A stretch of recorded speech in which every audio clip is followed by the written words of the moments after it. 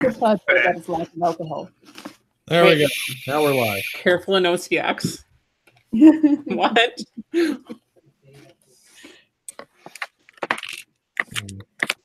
There is no careful. What are you doing, Mark? I'll just try and show you how much other shit I have all over this desk. Oh, that's my hobby desk. Oh, wow. It's very clean, sir. I don't have a hobby desk. I've been painting yellow, and yellow makes me angry, and angry means things get thrown around. But yellow is so easy to paint. Holy fuck. I'm sure Luke can give you some lessons there. So, have any of you played 40k? I have played it a few times. I mean, I own an army and I pretend.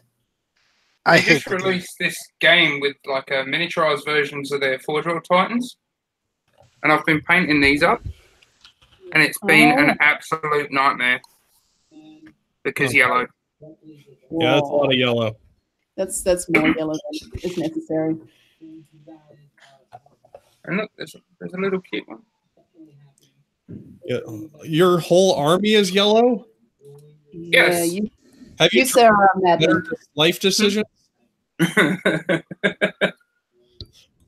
Lord. I like a challenge. That's one for you. I'm sick of painting X-Wing ships. So what time is it there for you, AJ? Is it 1:30?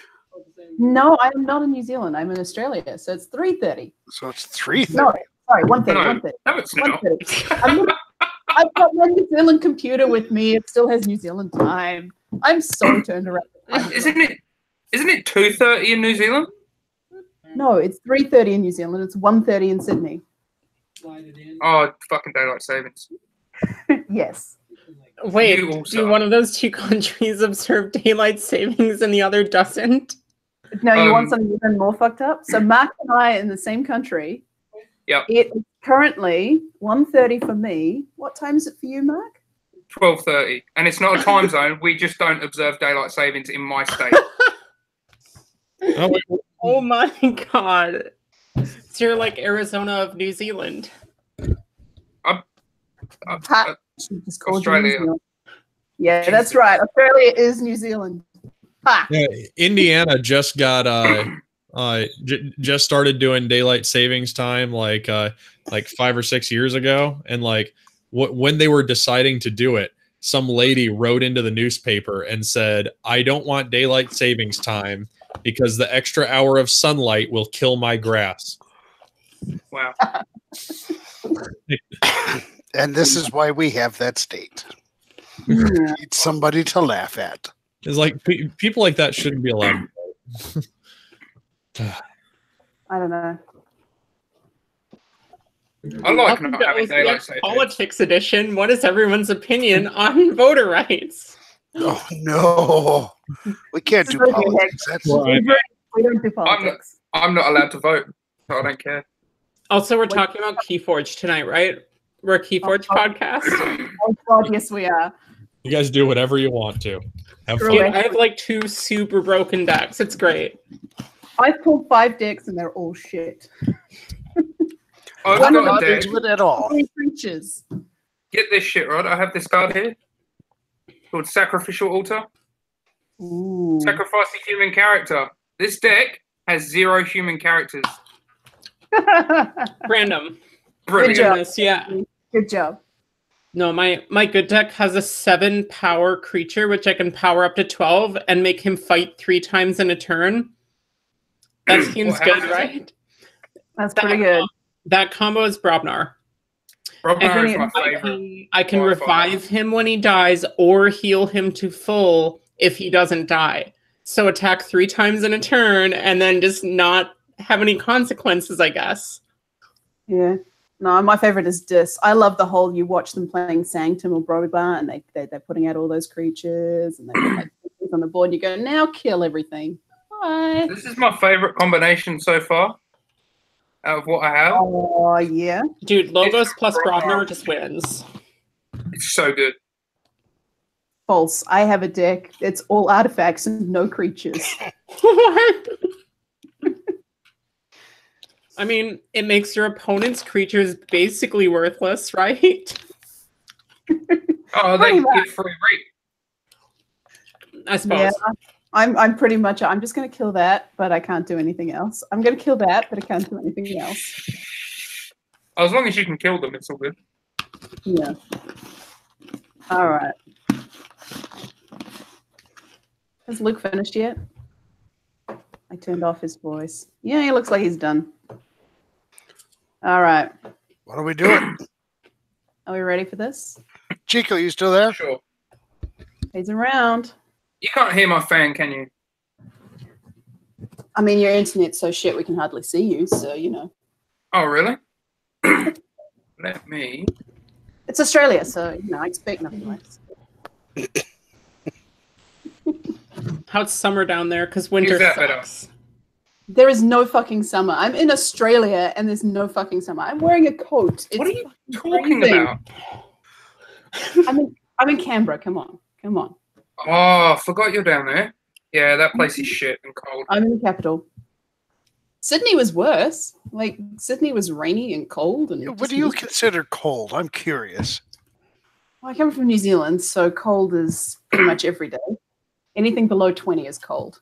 And that's not freedom degrees. Yeah, that's Celsius. That's warm. So that's 20 degrees Celsius is what? Now I got to look it up.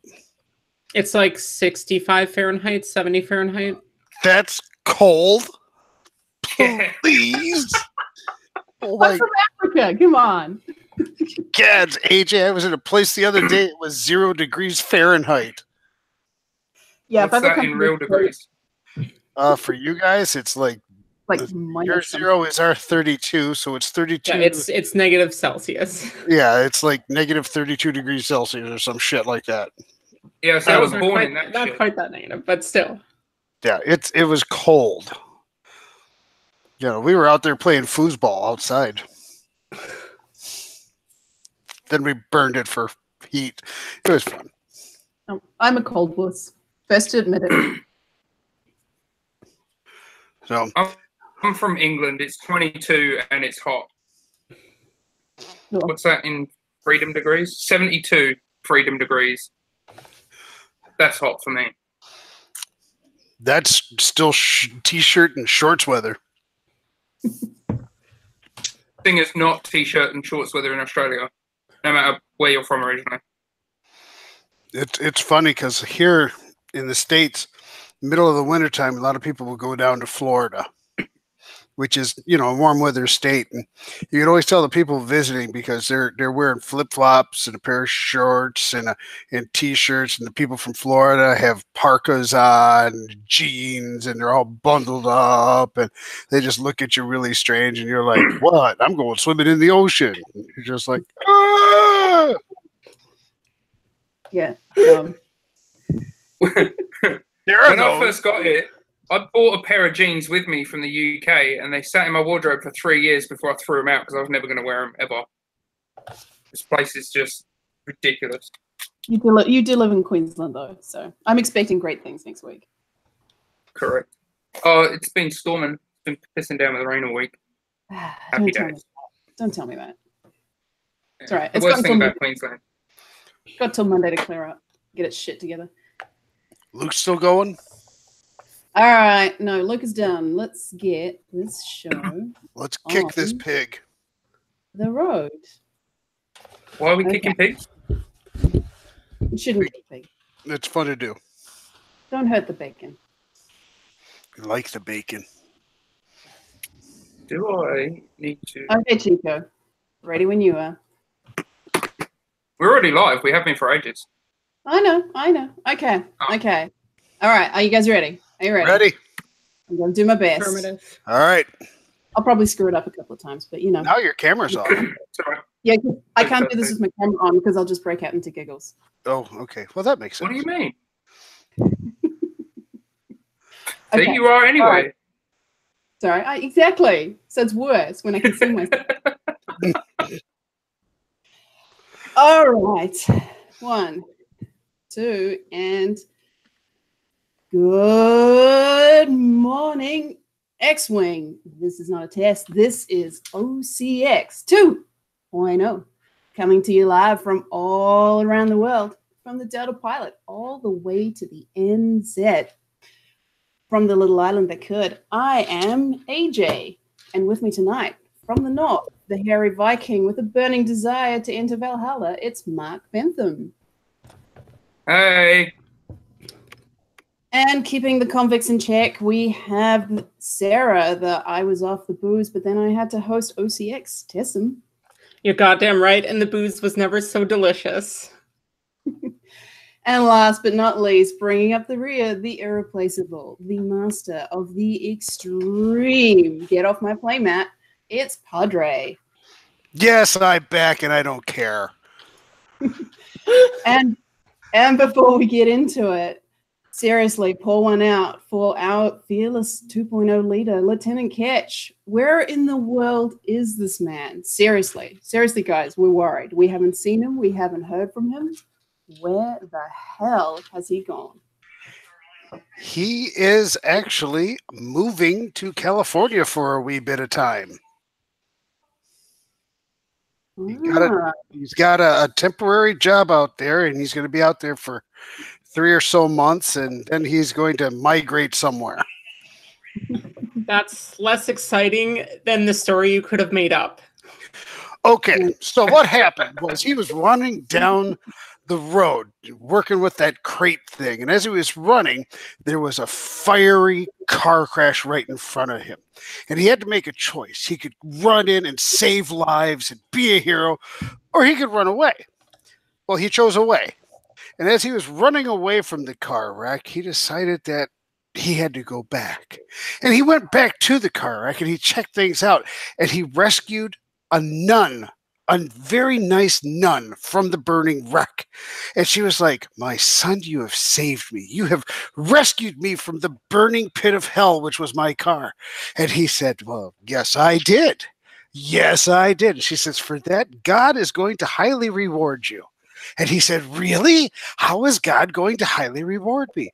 She said, "Well, God is going to make you blonde hair, blue-eyed, and we are going to make you one of the sexiest men alive." Well, Ketch, being Ketch, said, no, I can't accept this. I can't do that." And she says, "But my son, the Lord wants you to be a blonde god." And he said, "Well, I'll take one for the team then." And poof, he turned into a blonde-haired, beefy-looking guy who could be confused with Sven, a Viking god of unbelievable magnitude. Women would fawn, women would woo, people would fall down at his feet. So Ketch, now known as Valhalla Man, to rival Mark. See, Ketch had to lose the beard, though, and that's the problem. So now we have Ketch with blonde hair, blue eyes, incredibly muscular body, women falling all over themselves. He could only do one thing: up and move and get the hell away from OCX, far away from OCX. He said, "Screw them guys." And off he left to go to California. But then something bad happened. Something horrible happened. God reneged on the deal and turned Ketch back into what he looked like before. And there's Ketch, near the border of Tijuana, catching a tan when ICE looked at him and thought he was a Mexican. And then what they did was horrible. They cuffed him and they stuffed him in a van, put him in the back of the van, drove back over the border, brought him into Mexico to set him free. But Mexico was like, "We don't want him. He's Nicaraguan." So then they loaded him up into another van and brought him to Nicaragua. But this is where Ketch fought back. Oh, yes. He Padre, fought thousands Padre. of others. What? Stop. Jesus. You guys asked for a story. I was just getting good. He got 1,000 people to follow him, and he's coming back up to the States. Stop. Okay. Right. Please. Let's actually talk about this. I would love to go to one of your sermons, man. Fucking hell, they must be amazing.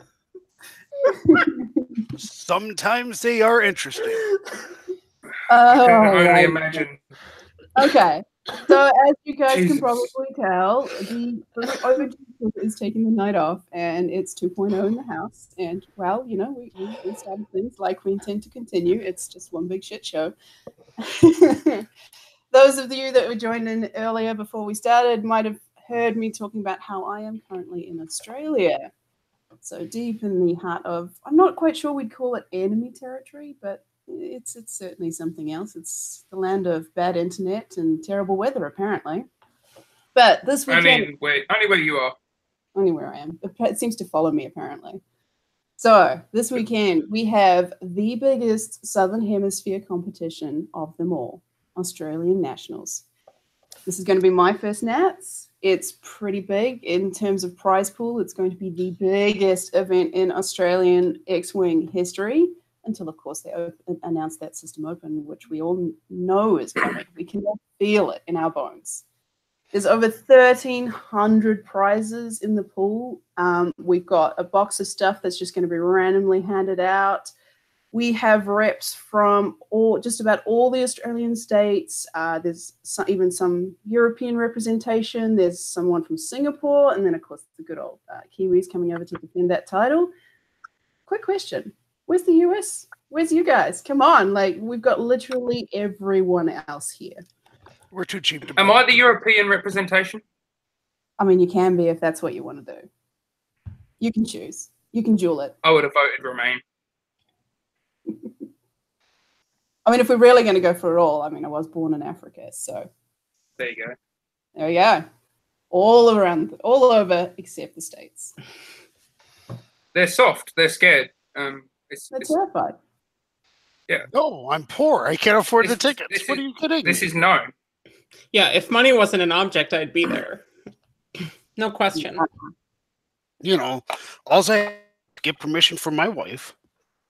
Find somebody to take the kids to and from school, help them with homework, teach my kids how to make dinner because some people in my house don't cook all that well. Sorry, honey, love you. Anyhow, and wipe the. So somebody have to take over on a Sundays, and oh yeah, piece of cake. Can just drop everything and go do it. Hell, I'm gonna buy my tickets right now. Wait a minute. Not. I don't think you could get there in time, even if you flew the other way around the world. I just go the sunset side.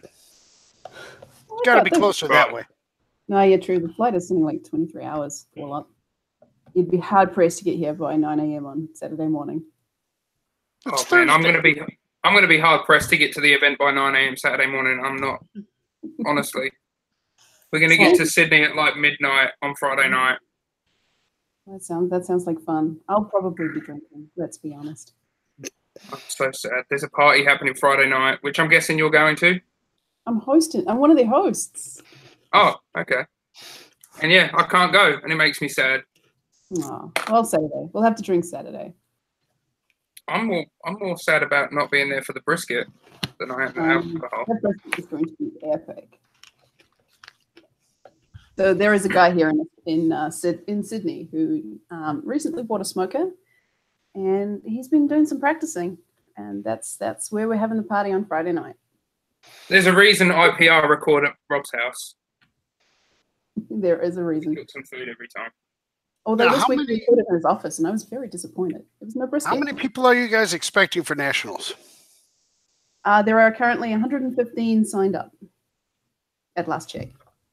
Okay. It's not bad. Yeah, well, it's going to be my biggest event and my first triple digits event and my only nationals. Yeah, that's going to be a lot of fun. Go win it.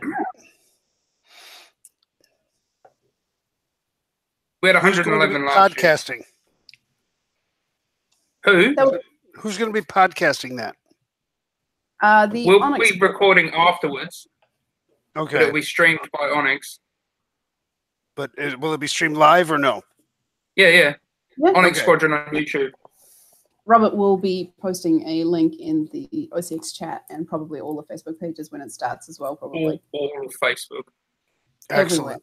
Excellent. All- Excellent. I'll have to get up at what, like 3 o'clock in the morning to watch it, but that'll be worth it.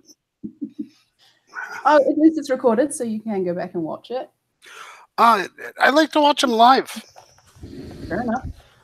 I'm pretty sure I can almost guarantee I'll be on stream at some point. I would hope for no less, AJ. I want to see you win this bloody thing. Oh, I don't know. I don't think I have the hours to win it, but I certainly want to try. Well, what do they say here in the States? A blind squirrel gets a nut every once in a while. I'll be lucky if I make 6 games in Swiss, if I'm honest.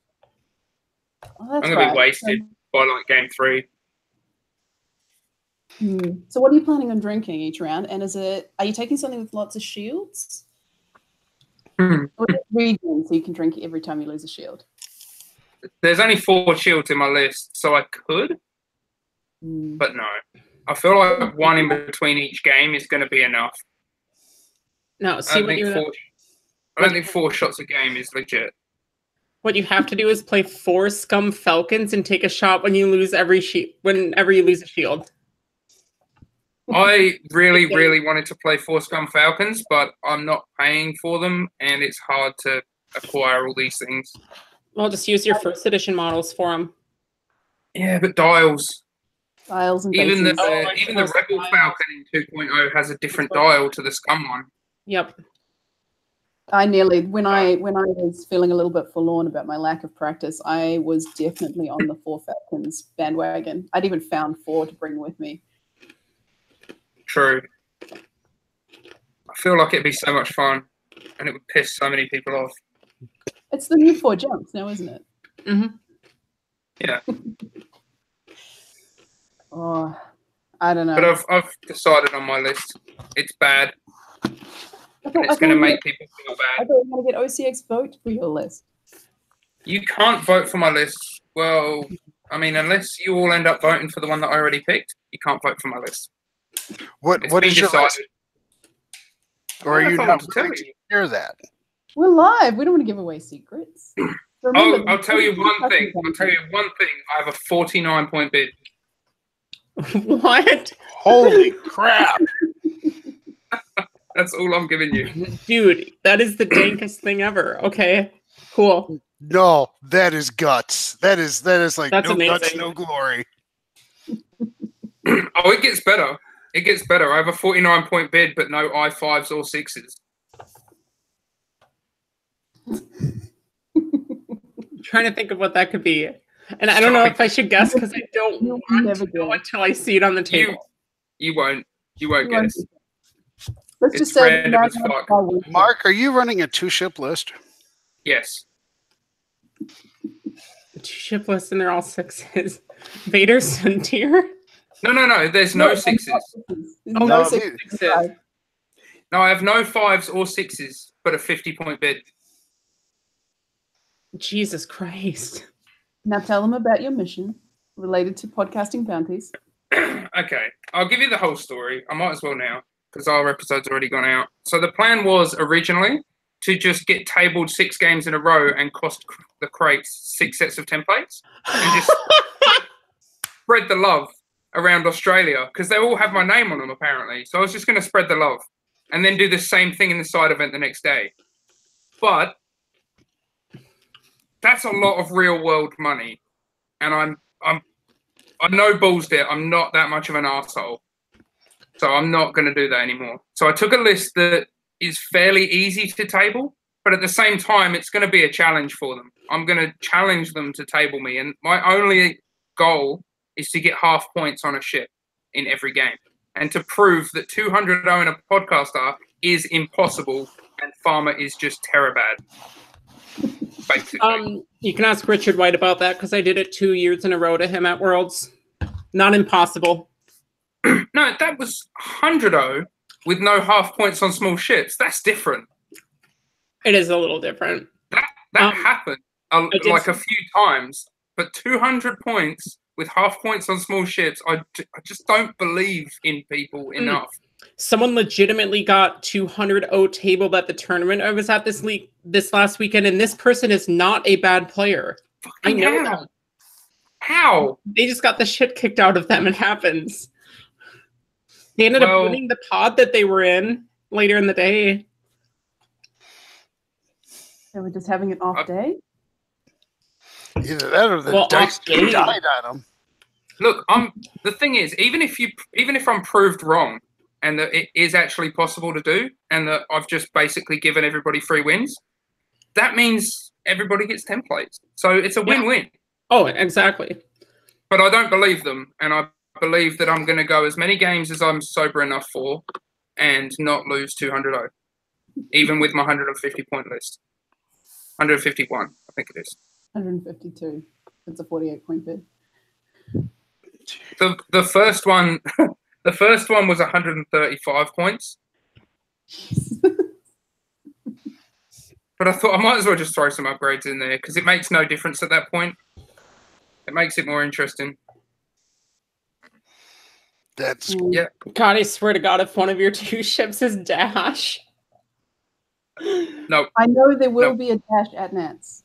I know that for a fact. Real talk, Dash is not bad. I will.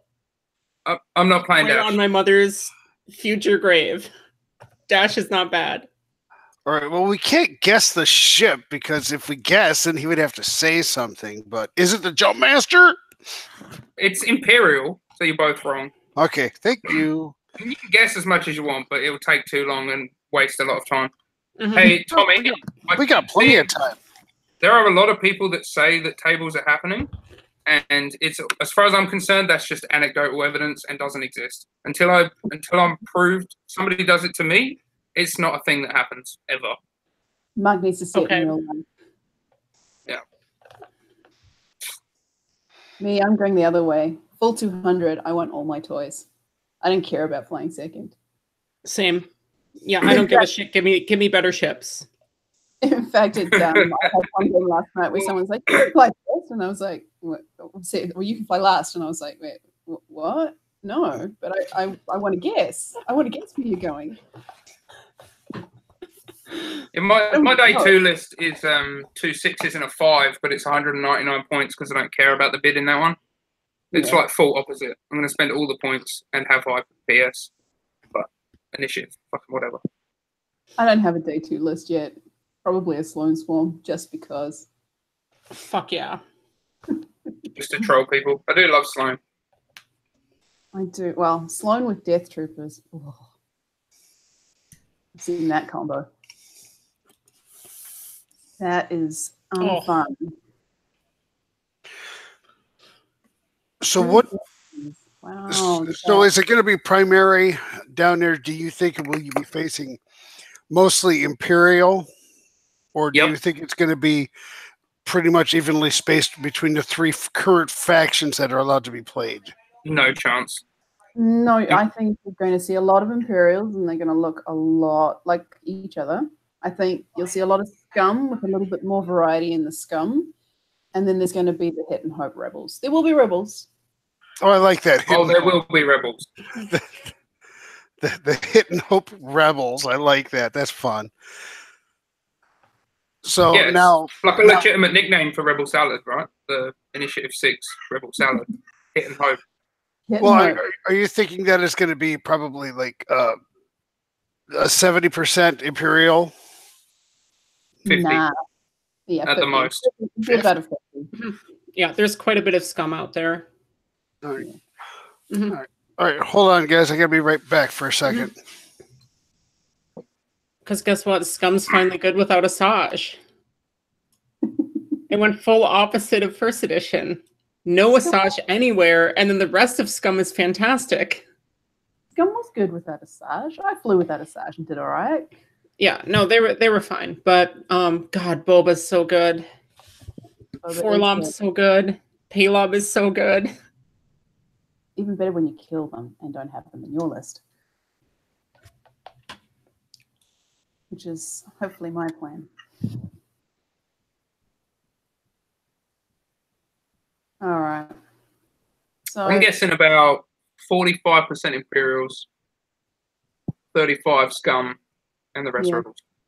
I think there's going to be more rebels than people are anticipating, and they're going to be the lists that you're going to scratch your heads at. There's going to be the guy that brings his wedge, but I actually think there's going to be some interesting builds up there that make you think about it. So my opinion on rebels is everyone likes to hate on rebels. It's fun to make fun of them and be like, "Oh, rebel players are glue eaters." And it's like, no, rebels are fine. They have good ships. Like Wedge's, like he's initiative 6. Yeah, his ability isn't like a silver bullet or anything, but I think rebels are totally fine. And there's a lot of things in the rebel faction that are good, but people just think it's cool to hate on them. But then you still see 25% of the lists in a tournament are rebels. So it's always cool to hate on rebels, though. Yeah, it was cool to hate on them in first edition. Yeah. People hated on Ego. Indeed. We were there. I'm still have the scars. I'm pretty sure people were still claiming that a list won last year's Australian Nationals, not a player. I never said that, but it might be true. Ryan, to answer your question, I actually faced a Selfless Biggs the other day, and it was tight, but I still managed it. He's okay, I would say, Biggs. But, I mean, he's nowhere near oppressive as his first edition thing, where it's like, oh, you have to attack him every turn. I mean, I played against him and I still shot him every game. Like, I still shot him every turn first, but yeah. Yeah, I mean, he was pretty much the target that got fed to me, so he's the target I killed. It only took me, I think it took me 3 turns, and at the same time, I got some shots on some other things, because turrets are a fun thing. But yeah, X-Wings are not that scary.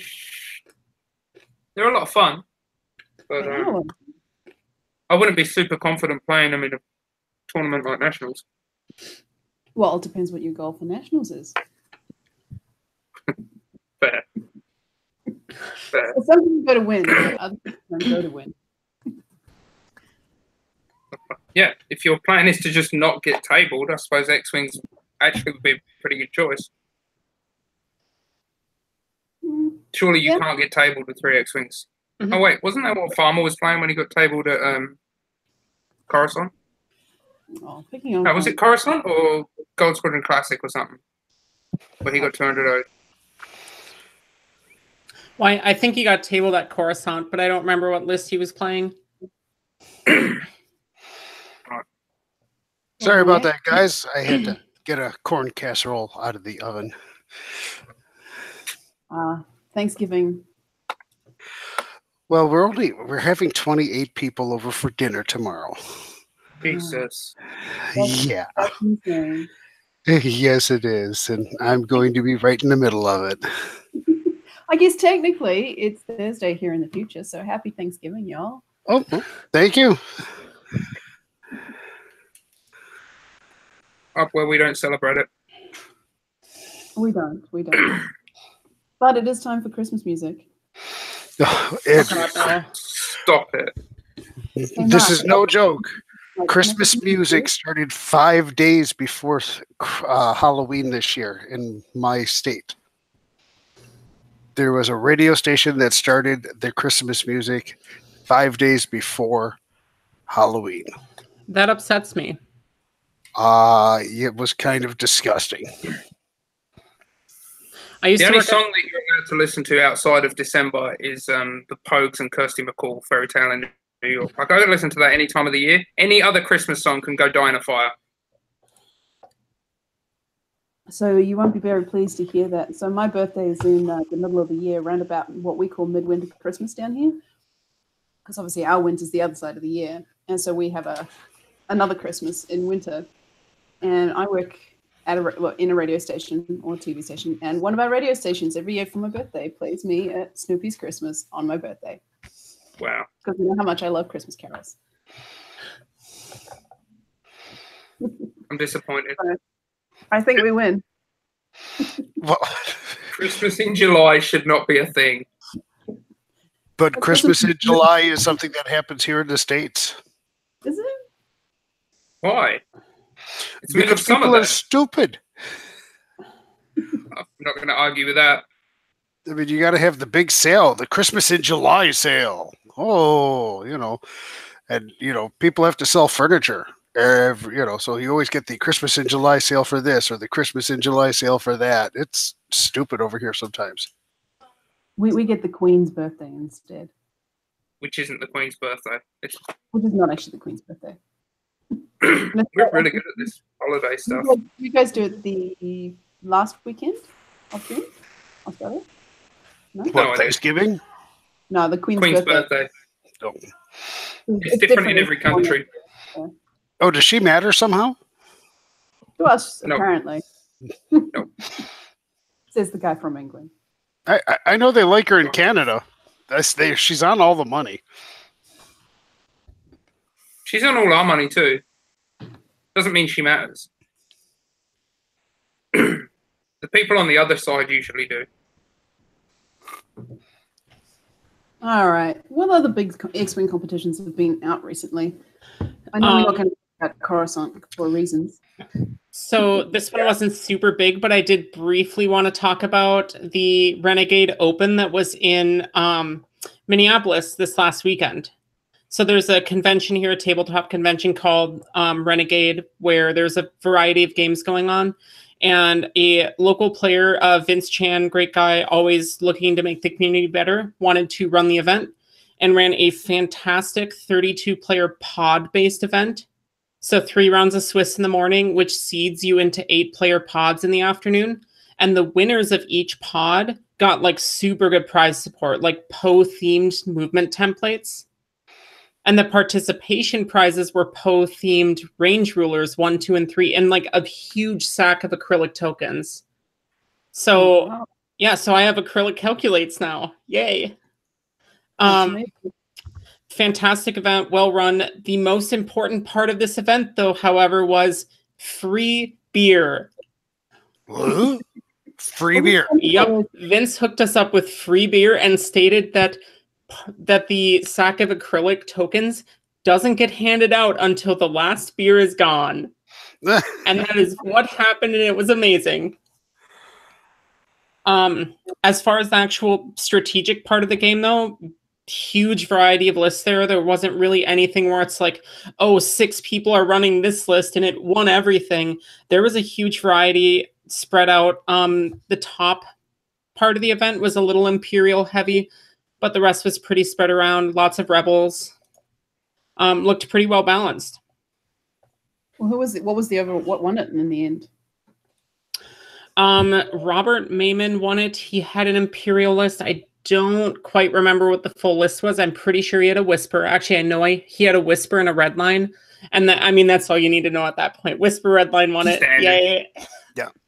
Seems good. About the same. I kind of checked at the event. Huh? Is that going to be the new rule that, like, if you have Whisper and Redline, just give me my winning now and let me go home? Until January. A lot of time. It's good. I mean, Redline's very beatable. Like, you just got to shoot him. Whisper's beatable. You got to shoot her. She only has the 2 agility. Evade tokens don't add results anymore. Like, you can shoot at her. You just got to make sure you're getting 3 or 4 hits. But if Whisper's in front of me, range 1, yeah, I'm going to take that fucking shot. Yeah.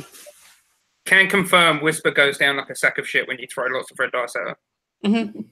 But yeah, I mean, we're seeing really good players take Whisper and just not get shot with her, which is, I mean, how you're supposed to play her. And then she's still really good. Yeah. I quite enjoyed last night. 1 in a million shot. It's the only shot I had. I might as well take it. What's the point?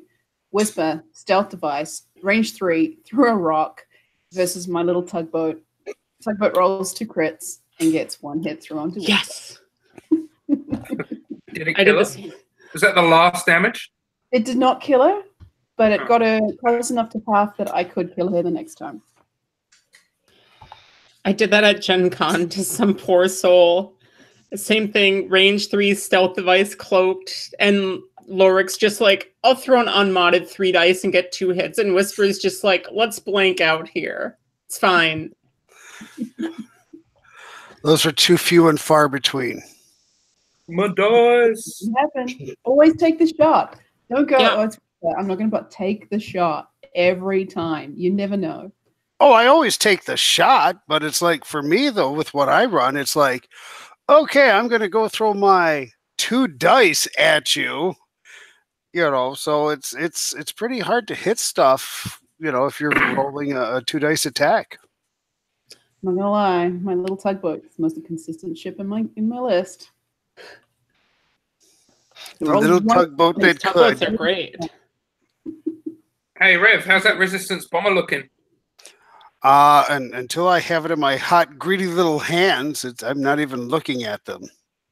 I want the resistance bomber to be a good ship, but until I see everything about it and see what shenanigans with the pilots and all that, I'm not expecting anything great. I don't think I don't think that FFG really wants bombers to make all that much of a difference in the game as it did at the end of 1.0. So I think they've pretty much beat that down to the point where it's like, well, I'll run one bomber just to do stupid stuff and hopefully get something, as opposed to being a bomber heavy list generator anymore. I don't think we're going to see guys like me who are running 3K wings or 2 resistance bombers in a K wing or primary bombing lists. I don't think we're going to see that in 2.0. I think. Okay, so let's talk about that a little bit. FFG hasn't really, especially with Resistance coming out and First Order coming out really soon, FFG hasn't really spoiled much about the BSF bombers. But to be honest, from what I've seen with like Resistance crew that's been spoiled, I think those bombers could be very good. Now, I was hoping that thematically you'd be able to fit like 4 in a list, just like The Last Jedi, and just have like a swarm of bombers.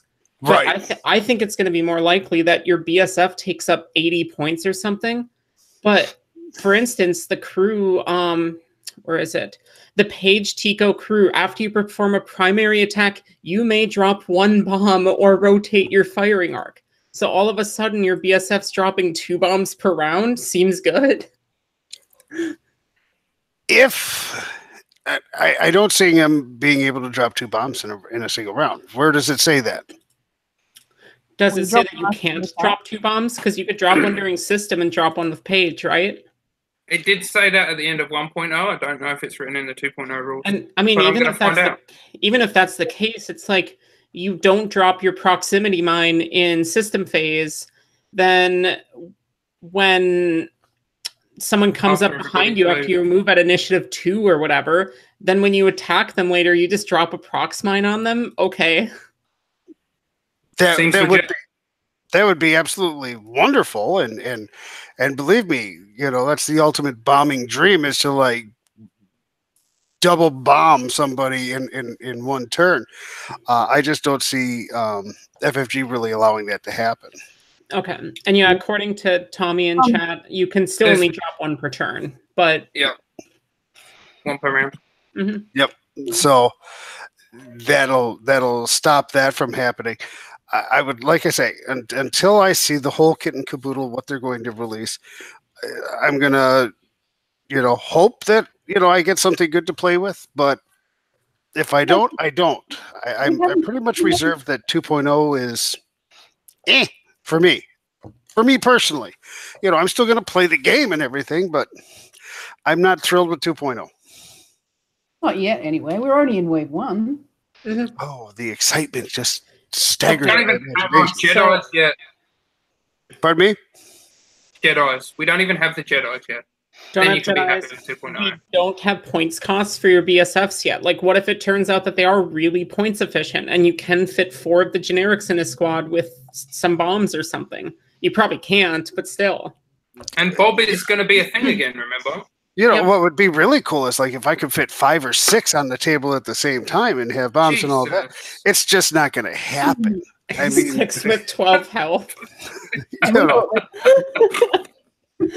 72 hit points. Have fun, opponent.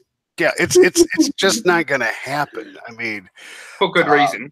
Well, yeah. I mean, nobody liked. I mean, what was your phrase here about Bob? F himself. I mean, it's like, Yeah. Nobody liked the bombs because they thought they were, overpowered. And it's like, really? When you compare that to other ships of the fleet out there, yeah, they're not all that overpowered. I mean, in 1.0, it got stupid because of, Sabine, and then Bob's like, I'm going to put it wherever, and you are taking this bomb whether you like it or not. Okay. That was the problem. But we still have things out there that are going to give you a damage no matter what. Let's look at 2.0. There are things out there that you can erase all of your results to give one hit. Well, have you played proximity mines? Pardon me? Have you played proximity mines? They do an automatic damage. Yes, they do an automatic damage. But, now Sabine, on the other hand, is not what she used to be. But everybody complains about Sabine, but what about Palpatine? There's somebody who's overpowered right there. There's a lot of characters out there. I think Palpatine is fantastic. So do I, but I don't know about overpowered. I don't know. He's good. You're changing He's probably worth the points now, as opposed to 1.0 where he was worth way more than the points. Mm-hmm. I think he's 15 points or something now? 16 13. points? 13. Mm-hmm. Yeah, and everyone gets to spend his focus. You could use it after solid ability, but it's not as broken as it was before. Nowhere near. And neither is Sabine now. Yeah, but here's the beauty of 2.0. You can adjust the cost to make them still good. Make them more viable, make them more useful. If the ability's not as strong, then you drop the points. If the ability's really strong, Sloan, you up the points. Yeah. You leave Sloan alone. But let's remember this. They're not going to be adjusting the points, but every 6 months. So we're going to have 6 months of somebody driving the bus. And then FFG will adjust points, and there's no guarantee what they're going to adjust or how they're going to adjust things. So you can be looking that, if something that was OP did not get addressed in the first change, well, then you've got another 6 months of it. So you may have to deal with something being very strong for 12 months. So much for the quarterly shots when they told us that they were going to be adjusting points quarterly. Okay, so that's a little bit better. Every 3 months. Well, now that's every 6 months. And then what will happen if FFG gets bored with that and says, you know what, we're only going to do it once a year. And, that won't happen. Well, I'm taking FFG with a large grain of salt as of right now, because I think that they just...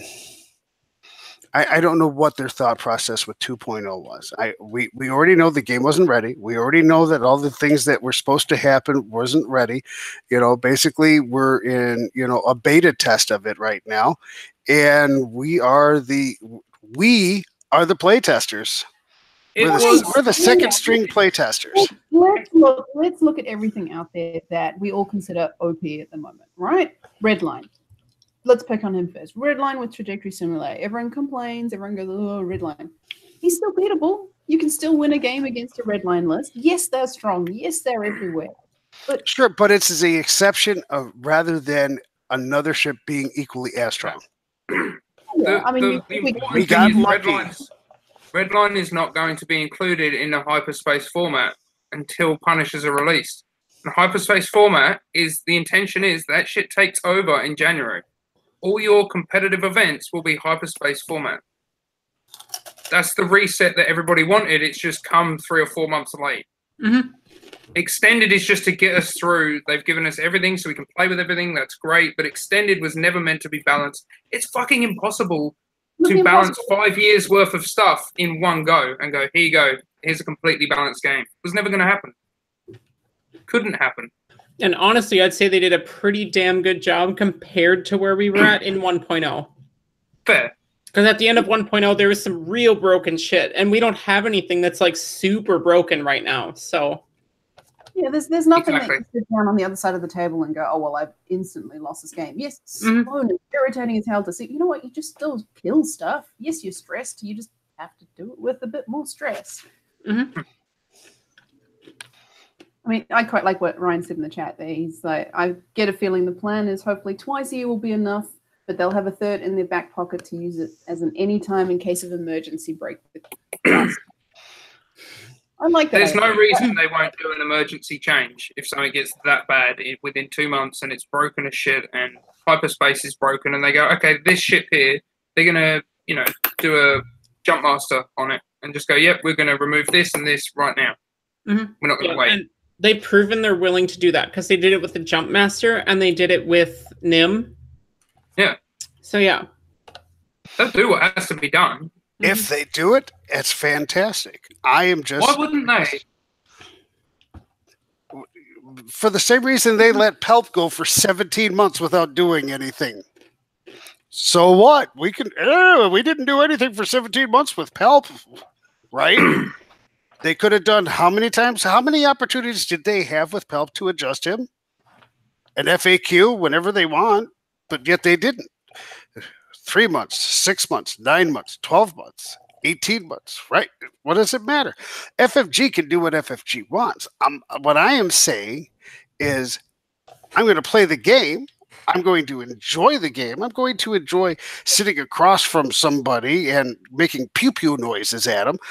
I'm not going to be in it for the tournament structure anymore. Now that's part of it is for physical reasons because let's face it, I can't last more than 2 games as it is. But the other thing of that though is like it's not a hatred for X-Wing, but it's like they took a game that I was really enjoying, and now to me it's kind of on the mess. But that's me personally. That's not me saying that it's 2.0 wide. There's some people that love 2.0 format, and that's fantastic. Go for it. Have fun. Enjoy. Okay, Sarah, you love 2.0, right? Yep. Okay. And that's totally fine that you don't. Yeah. I'm very interested in hearing your thought on it.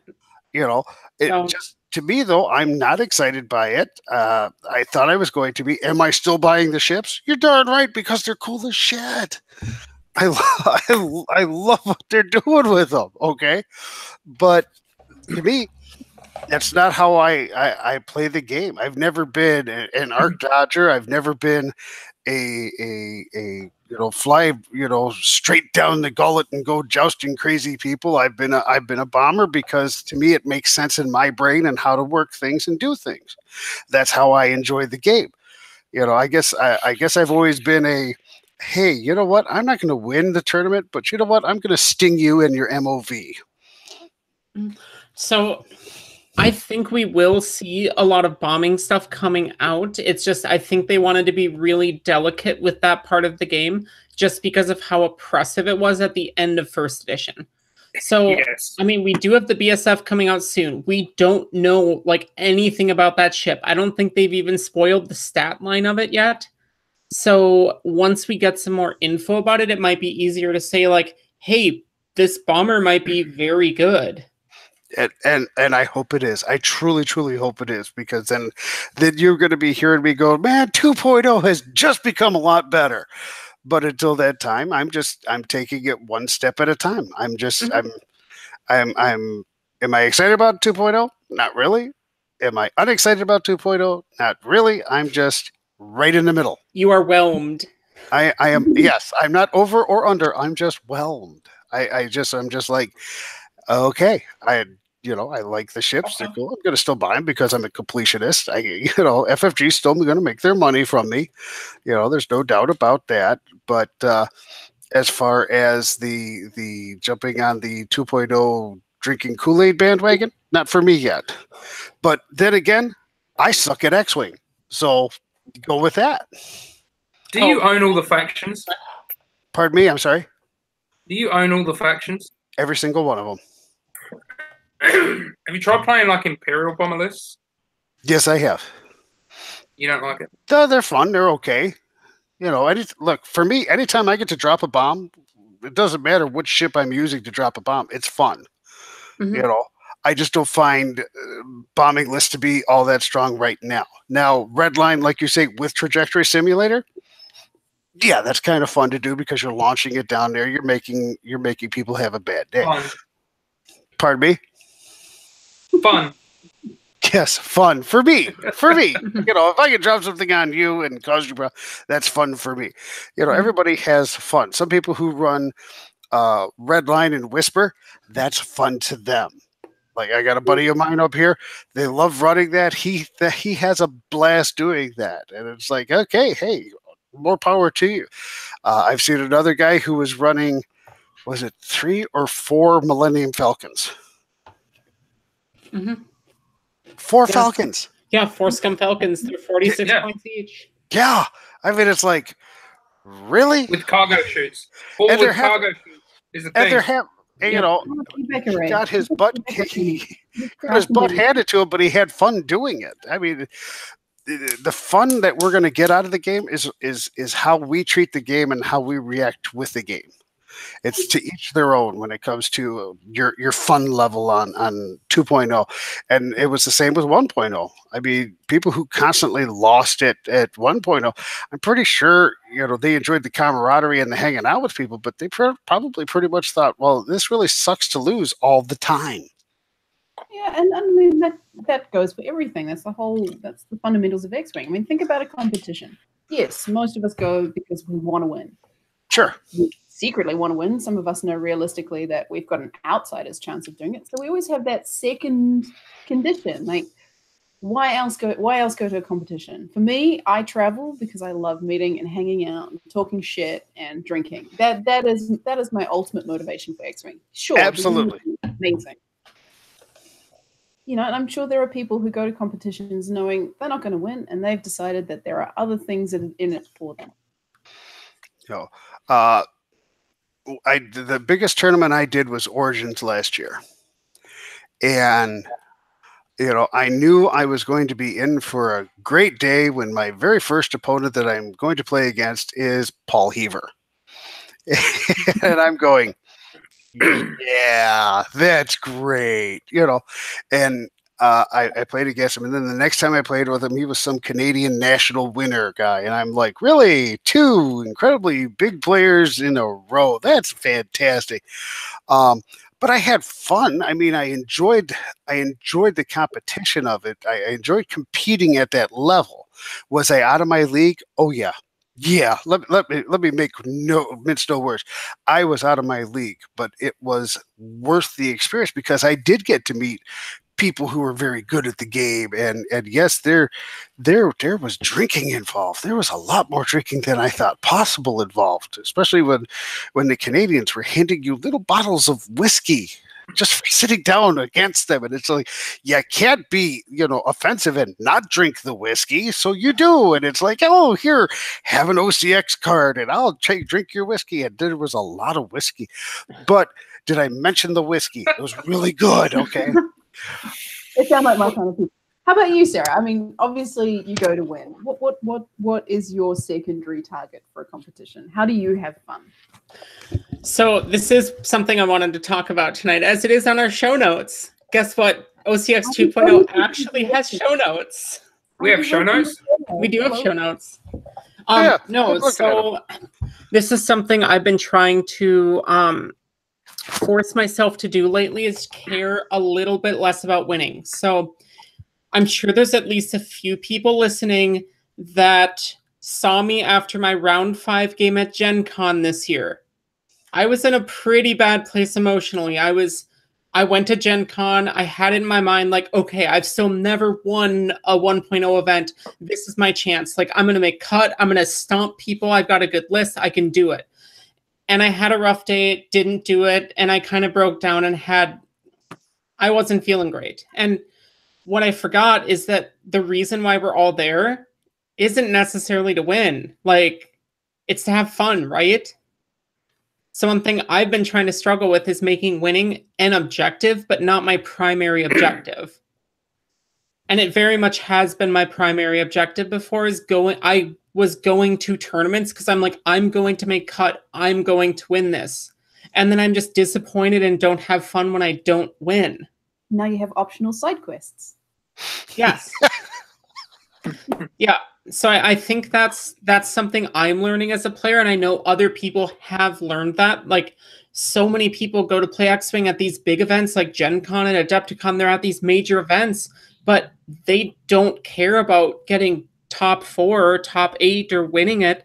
They just want to go there to meet people and hang out. And I think part of growing up as an X-Wing player is learning that.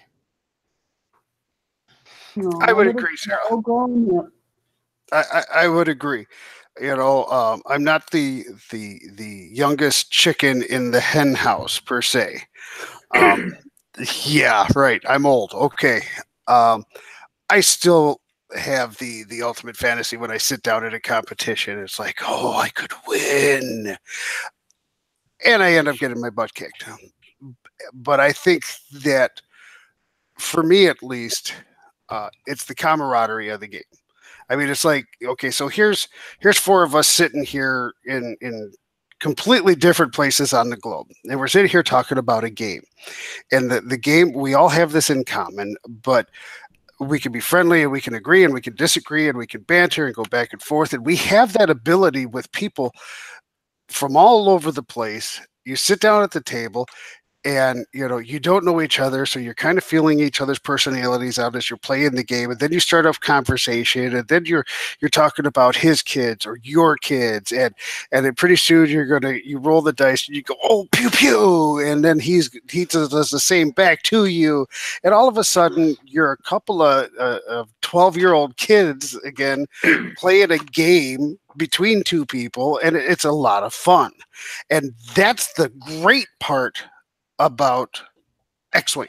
Mm-hmm. That is the absolute stinking bar none best part about X-Wing.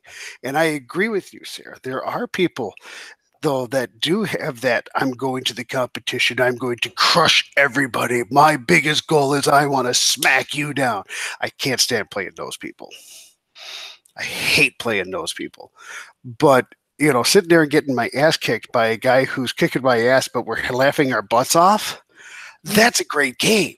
I may have just got tabled, but if I'm giggling at the end of the game because it was so stinking funny and had a great time, I don't care. You know, and that's my thing. I haven't experienced that with 2.0 yet. You know, I experienced that a lot more in 1.0 than I have in 2.0. And so that's probably clouding my vision of 2.0 right now. But right now, I've seemed to be playing people who are just like, I want to beat you down, I want to smack you around, and I want to leave you on the side of the road dead. And that's not exactly fun. And I don't know why that switch has kind of been switched on in 2.0. And it seems in my area, it has been. That's kind of the other side to all of this. Yes, we all have our fun conditions, but we also all have our lines. We all have our things that irritate the snot out of us, that turn a good game to a bad game, turn a game where I want to win it to I just want it to be over. Mm-hmm. And I mean, obviously for you, Padre, that's the meeting that hyper competitive player. I mean, yeah, it's going to depend on the level of competition. Yes, at Nats, I expect to see that every round. It's a nationals, right?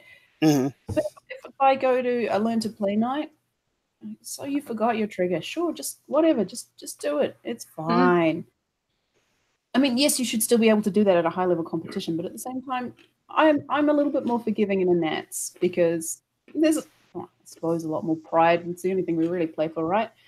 And in the case of Aussie Nats, a ticket to Worlds, it's a little bit more on the line, but there's no need to be a dick. I mean, for example, I don't like the guy that hides information from me.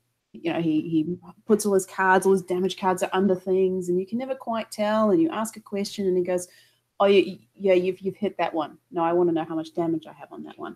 Or remind me again, which one was the one with the proton left? Oh, I think it's this one. Yeah, you meant to mark that shit, dude. Seriously, I want full information at all times when I ask. Yeah. Where's your line? What turns you from I'm having fun, oh, I don't mind, to fuck, I need this game to end? Well, like I said, for me, it's the hyper competitive. What's the hyper competitive Uber dick? Okay, I don't like that guy. Okay, especially when it's like where I'm at. It's like I've played guys many times, and I'm like, you know, the dice may be slightly half cocked a little bit. Would it be flat? Yes, it would. He's like, oh, you want me to re-roll that? I'm like, no, I don't want you to re-roll that. It's a hit. Big deal. Or I'll say, like, are you sure you really want to do that? You know, it's more like, you know, can I teach X-Wing? Yes, I can. Do I play it at the hyper levels? No, but I can teach people how to play X-Wing really well. So I have a tendency to be uber relaxed. So like when I run into that guy who's just like the I must crush you. Oh, that's a big trigger for me. That it's like, I'm not going to enjoy this game. I'm not going to have fun this game. I barely want to talk to you. Or if you touch my stuff without asking. You know, yes, that's another one for me. Oh, I had a guy literally on my ship bases. No, you're next to my ship. You don't touch my stuff. I had a guy flipping my dials because he didn't think I was going fast enough. Yeah. And I'm like, yeah, no, you don't touch Gwendolyn. That's my ship. You can't touch her. All right, I named my ships. Be quiet. That just irritates me, you know, when people are like, you know, oh, I gotta win, I gotta flip it over before you do. Yeah, dude, relax, man. It's a game. They're little plastic ships. Shut up, chill out. Mark, what's your trigger? I don't have a line, man.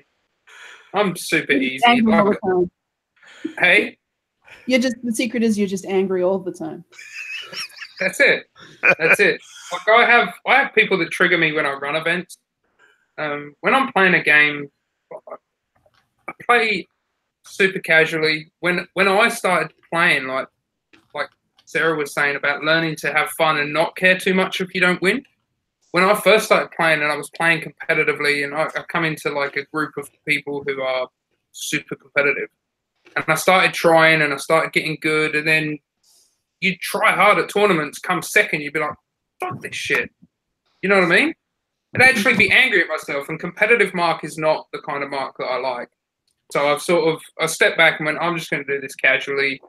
But when you're trying to play casually in a massive group of like the best players in the country, you kind of have to just put up with the fact that they want to be pedantic, they want to be, you know, exact. They want to play like that. That's just their way of doing it. They are competitive and they need to practice being competitive. And I'm there for them in that way. Nothing really bothers me that much. I have Boba and I have a rig cargo chute. Sorry? So I have Morello, Boba crew, and a rig cargo chute. Okay, Morello triggers me, but that's not other players. That's not a thing. And thankfully, it won't be a thing in hyperspace. Nobody's playing it because it's bad, but I still stand by the fact that reserve shouldn't be a thing. Oh, come on, it's so much fun. Have you tried it? Because I haven't. I haven't even seen anybody play it. I'll knock it out next week. How's that? I flew against Morello a couple times, and he was a little scary. Not good, but scary. Yeah, he dies pretty quick. Mm-hmm. Well, everybody dies pretty quick. I mean, especially my ships. I don't know. Right now, I would have to say running Rebel, I'm pretty much afraid of everybody. That's who I don't run Rebels. Pardon me? Don't run Rebels. You own everything. Play everything. I know, but I don't, and I guess it's just a personal hang-up with me. I just prefer running Rebels. Like some guys prefer running Imperial, and some guys love play. I think Coach has the scum market pretty much locked down and everything like that. What I really appreciate when I see out there are, you know, you'll see a guy playing scum for one tournament, and then the next big tournament you see him and all of a sudden he's playing Rebel, and then the next big tournament he's playing Imperial, and these guys that can bounce around from list to list and be so good at it. That always amazed me. It's like, yeah, it's almost like they're what is it? they used to call them idiot savants, you know, that just definitely I can do this. Yeah, you know, 1 for bad, 2 for good, and they can do this stuff. I've always appreciated the fact that there's players like that out there. But yeah, right now, pretty much anything that's, you know, out there is you know, gonna make it. We gotta, you know, just kind of frightens me off. And I don't know that it's like frightening me off, but it's like, yeah, I'm going to lose this one, you know, and it's not that I'm not trying hard. It's not that I'm not doing things that I think are the right moves or things like that. It's just, you know, 2 dice a dax and things like that. I really do need to utilize my library more, like you've said, Mark. I really do got to get out there and say, okay, Yes, you do. You know, I've got damn near 4 of everything. I might as well utilize these ships. The one ship that intrigues me the most, and you said it earlier, KJ, or AJ, pardon me, the one ship that intrigues me the most is the quad jumper. You should definitely get one of those on the table, if not 7, because that, I can tell you right now, is a roaring good time. 7 of them. 7 that you can cut. 7 of them. Just do it. Beg, borrow, steal, and do it. You just fly in a straight line. See, I like the fact that, you know, like coming back a slight, yeah, I'm just going to go back slight 2. Oh, why not? You know, and I'm just like, see, that's the kind of shenanigans and things you want to be able to do with a bomber. Exactly. Now, do you think maybe, Padre, one of the reasons you aren't having a good time and you're losing all the time is because you sit down and approach the game with, oh, well, I've already lost this game? Do you think maybe that's got something to do with it? You know, AJ, I wouldn't put it past me. I really wouldn't. You know, maybe I should go lay down on the couch. We could psychoanalyze me. It all started with my dad. He just didn't love me enough. No, I think a lot of the times when I sit there and you look at that list and you're trying to think, how am I supposed to attack this list? And it's going to come after me. And then when it does, it's almost like you said, the self-fulfilling prophecy, you know. And I think a lot of that might happen to an extent, but a lot of it is, you know, I'll be flying my butt off. I'll be getting as much out of my ships as I can. It's just that the other guy is more maneuverable, is able to get into the arc to do their shenanigans that they have that I just don't have. And it becomes it's like a Toyota Escort trying to go or a Ford Escort going against a Maserati. All right. Maserati. The Maserati is going to win every time. We'll take Don't bring a knife to a gunfight. Yeah. You know, the only thing that I have to learn to do is to take my Ford Escort before the race starts and just cheat, go forward fast, and sideswipe the tar out of this guy and knock him over. No. What you should do is leave the Ford Escort in the garage and go and get your own Maserati. That's what you should do. Well, I'll tell you what. I'm going to try an experiment. The next time I play, I will leave my Rebel jank at home, and I will run scum bombing type stuff. I will run. Forlam. Who? Forlam? Boba Forlam. Boba and Forlam. You want me to use Boba Forlam? Yep. Boba, Forlom, Palog, done. It's a super good list, except I've been doing 2Zs instead of Paylob, and it's also a super good list. Okay, I'm in need of a break to go get some more alcohol.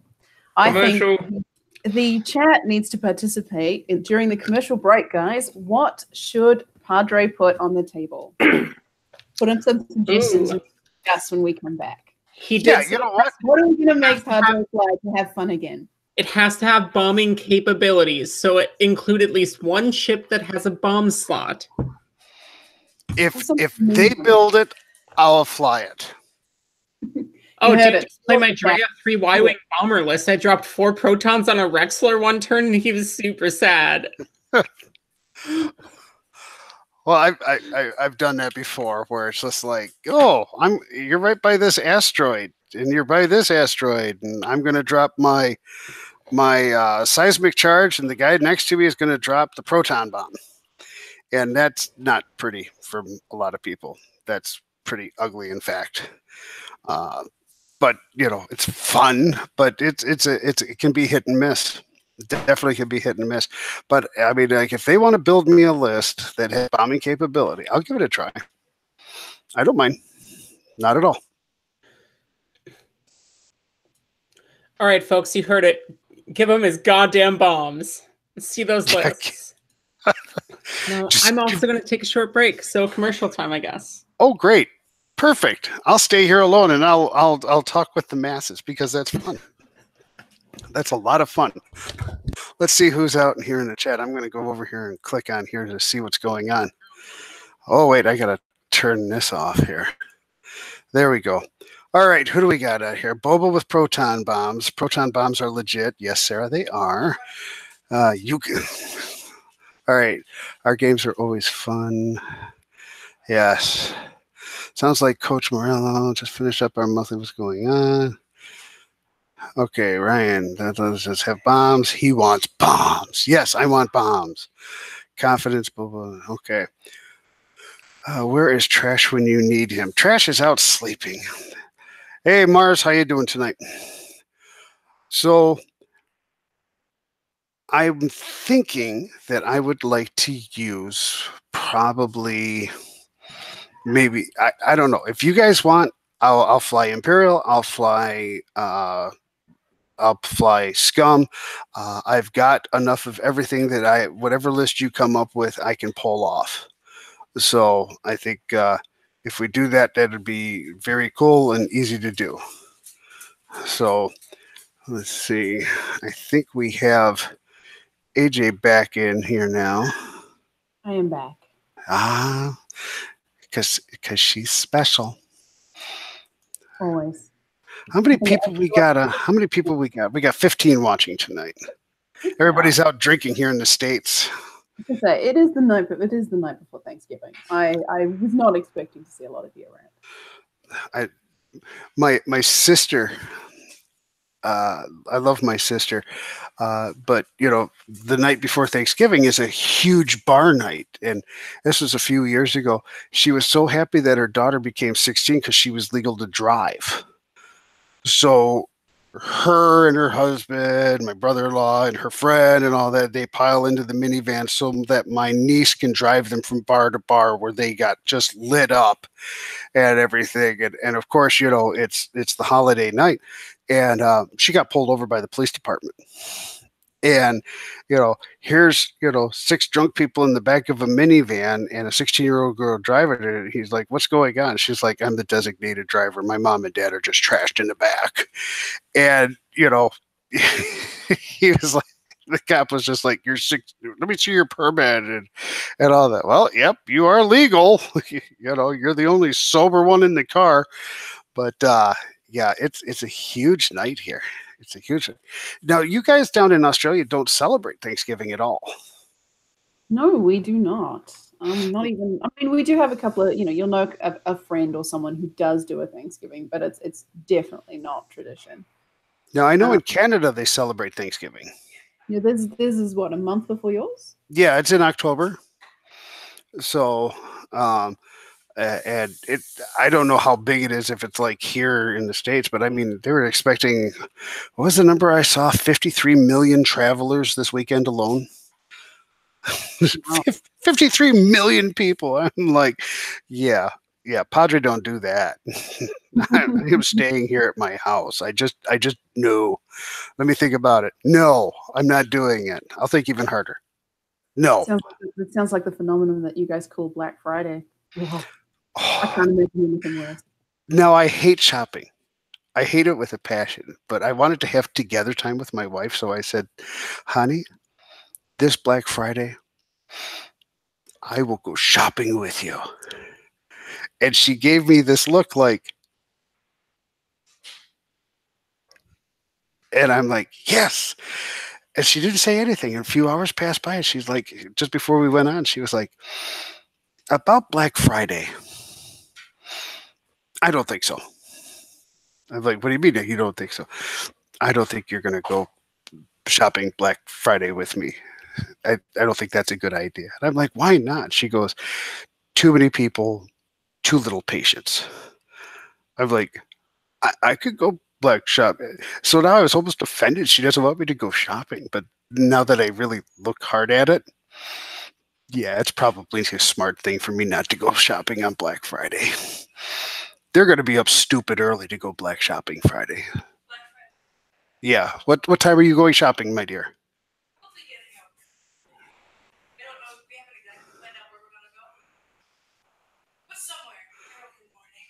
Yeah, somewhere early in the morning. Yeah. Now, oh yeah, that's another thing. At 12:01 tonight, the Black Friday sales start. I know it's Wednesday night for us. It's Thursday there, but at 12:01, we're supposed to go online and buy these gifts for Black Friday already. I'm like, that's just way too soon. What do you got, Sarah?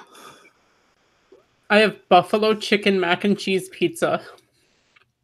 OMG. Yep. So I don't know if they're outside of Minnesota or not, but there's a pizza company called Topper's Pizza, and they make really good specialty pizzas. That sounds absolutely delicious. Oh, I spoiled myself tonight. I definitely needed it after this week at work. And for any viewers watching live, this is a Bent Paddle Brewery 2018 double shot, double black coffee black ale.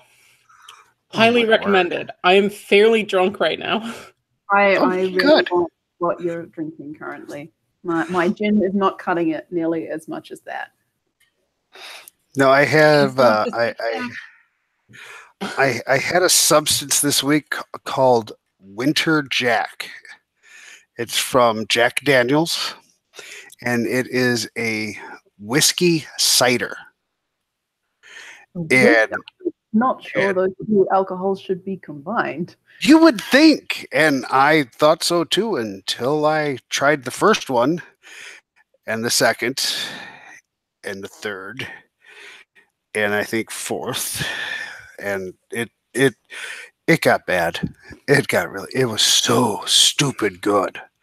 And I'm not a Jack Daniels fan too much, but I tried this and I was just like, I need to go buy a bottle of this. It was that good. Really was delicious.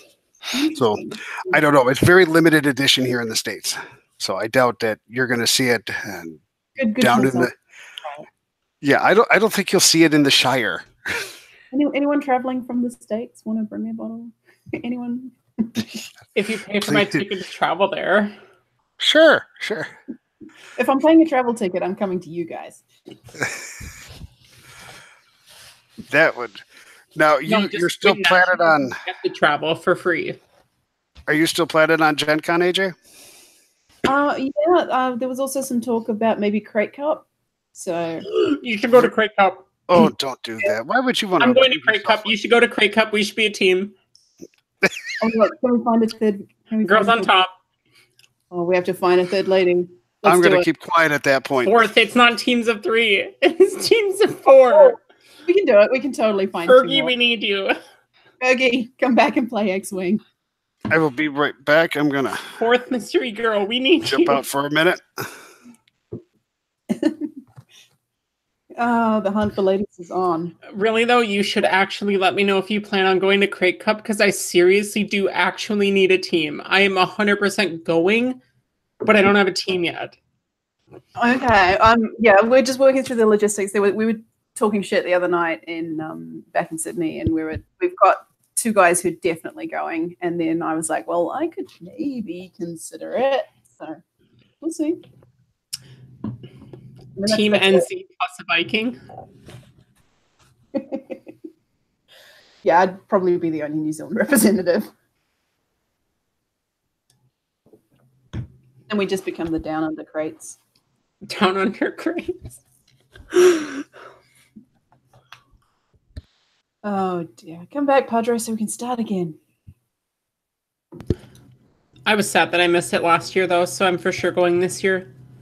Yeah. No, and last year, I was in the Invitational last year, too, and I still had to miss it because FFG had to have their regional on the same day. I mean, priorities. I know. I should have went. All right, there we go. There's the Australia crates right there. Let's present Mark, shall we? Tommy's right. We can get Allie to play on our team. Yes. Yep. So get Fergie, get Allie. Okay, I'm slightly more motivated to come now. God, that'd be dank. All women's team just going and crushing Crate Cup. Yes. We would win the meme race. That's for sure. Mm-hmm. All right. Okay. And are we going to come back out of commercial? All right, chat. Coming back. What have you got for us? I think possibly my favorite one was posted by Tommy. The double fire sprays loaded out with bombs. And you've got Boba Crew. So you can basically just park yourself in front of your opponent, drop a prox mine, and they're going over it no matter what. Tell me that doesn't sound like fun. Double fire sprays. Look what Ontopsky just posted. Yeah, I'm looking at that right now. Nim with Havoc, Genius, Ablative Plating, Trajectory Simulator, Dorsal Turret, and Proton Bombs. Jakku Gunrunner with Contraband Cybernetics. Hey, on Topsky, I want to make it known that I hate you for promoting bombing lists and NIM. Get out. We're making it so kidding. You can't There's say nothing wrong that. with You're you. off. Just kidding. Alone. Ryan is good. He's wholesome. Oh my You god, missed- this is Gunrunner you with missed Contraband Cybernetics. That's just insane. I'm going to reverse. And I'm going to do an action. And you know what my action is? Oh, yeah, that's right. I'm going to tug you. Kind of like that, actually. Oh, you have to play Tugboat Padre. I bet you'll find your fun again. Maybe it's just time that I branch out and do something different. Time Yes, for a it is. reset. Find your fun. And everyone screenshot the list that Ryan just posted. Oh, okay. I have a question. How does one screenshot?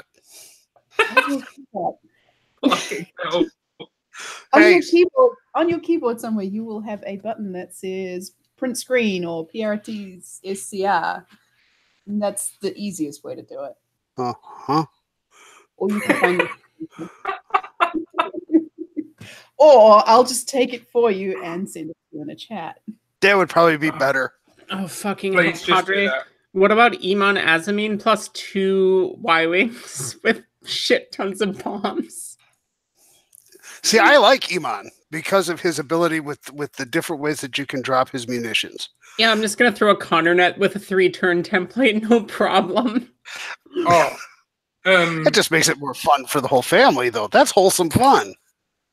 Azamine with seismics is comical.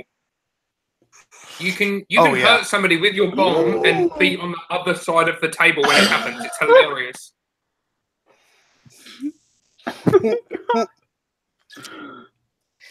It's good quality fun. I think we're proving to you that bombs still exist and they're still good, but you can't play Resistance or Rebels. You have to go to Scum. Like the real players.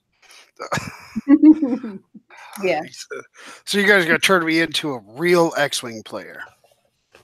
We're gonna do No one said that. all the scummy tricks. Like I say, maybe it's time for me to branch out and try different things. Like, you know, let's play the weird stuff. Let's try it. I promise that I will give it a whirl and see what happens. And I hope it works out well, because, you know, I definitely want to find that 1.0 fun again. I definitely want that X-Wing rush that I was. I really have. I mean, since I started, I came in just before X-Wings came out. Is when I started playing the game, and I immediately started having a blast with the game. Immediately. Go ahead. Before X-Wings came out. Before K-Wings came out. Pardon me. Oh.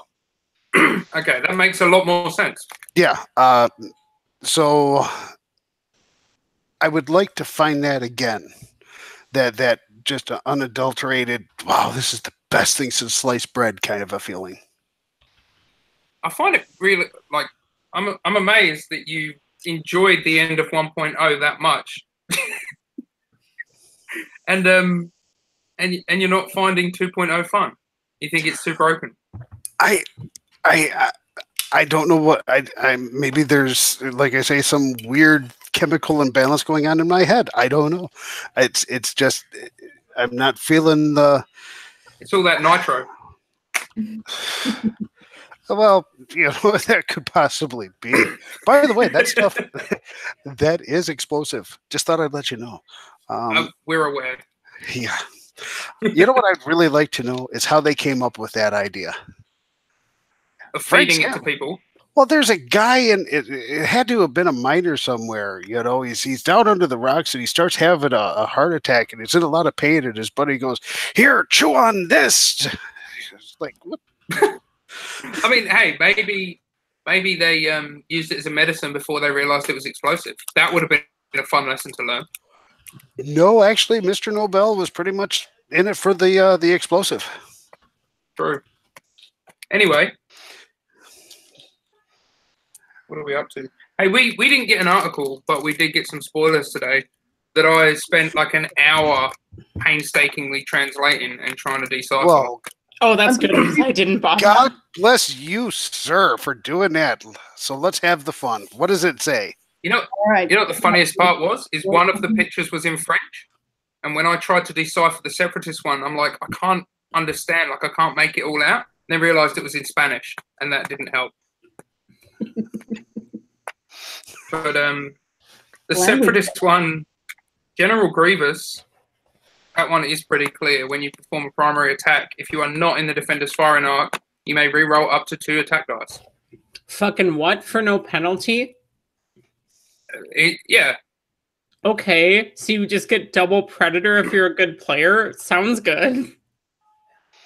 Well, that's fair. Yeah. I mean, he's I4, but I still think it's going to be possible. Do we know what the I4 meta is coming? I can feel it. Do we know what the stat line on his ship is? Is it? I don't think so. Okay, because if that's 3 attack dice, that's really good. It'll be funny if that was all actually in the picture and I paid no attention to it because I was too busy trying to read the foreign text. I'm sure somebody will point it out if we did. There's a talent in there as well, which was I'm less sure of, but from what I understand, it basically says when you're defending, if there is a ship obstructing the shot, you may cancel 1 hit or crit and give that ship a token of some description. Now, the word is, I don't really understand, but I've got a feeling it's the new red agility token that we've seen in the spreads that we're not sure what it's called or what it does. Mm-hmm. But you can give them one of those, I think. Which sounds super good. Yeah. Sorry? I want to know what the new debris are. Those red, like ironclad looking things.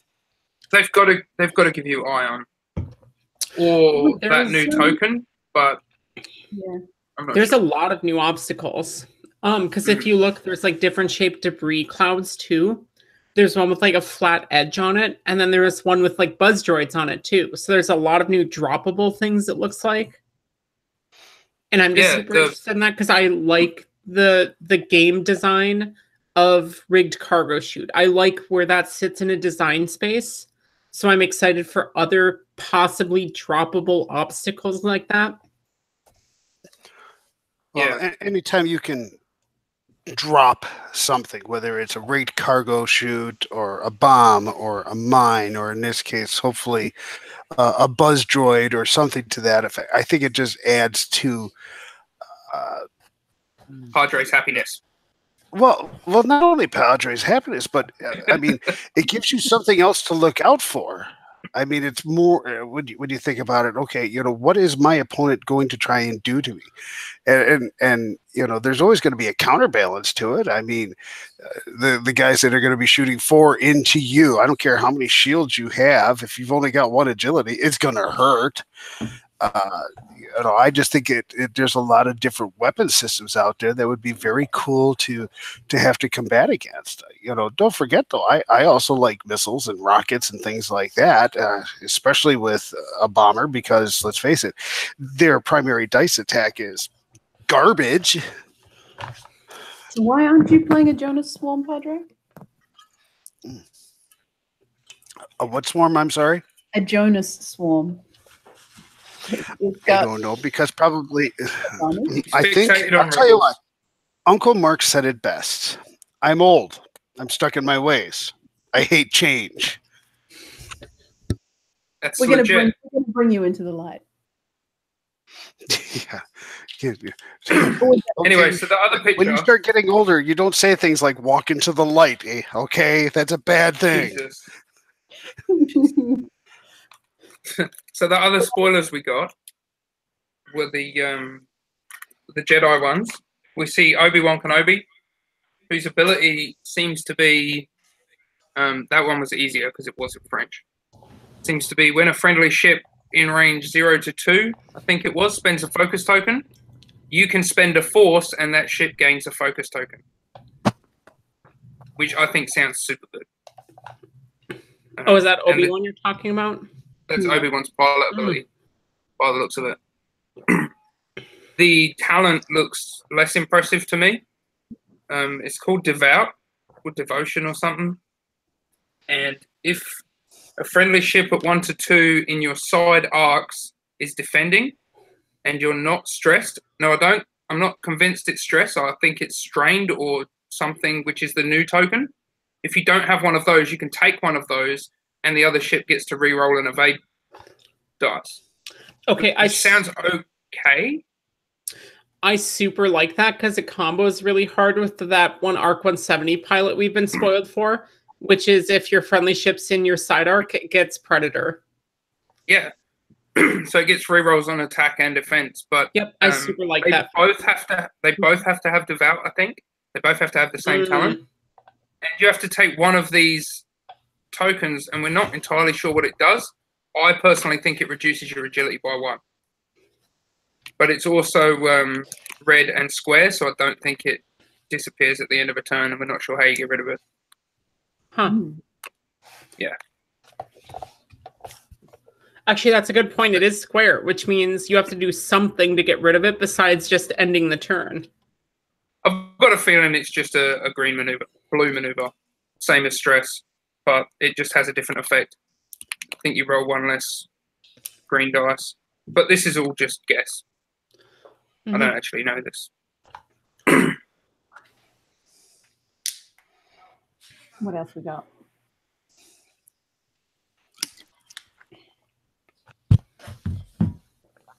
That's all for the spoilers.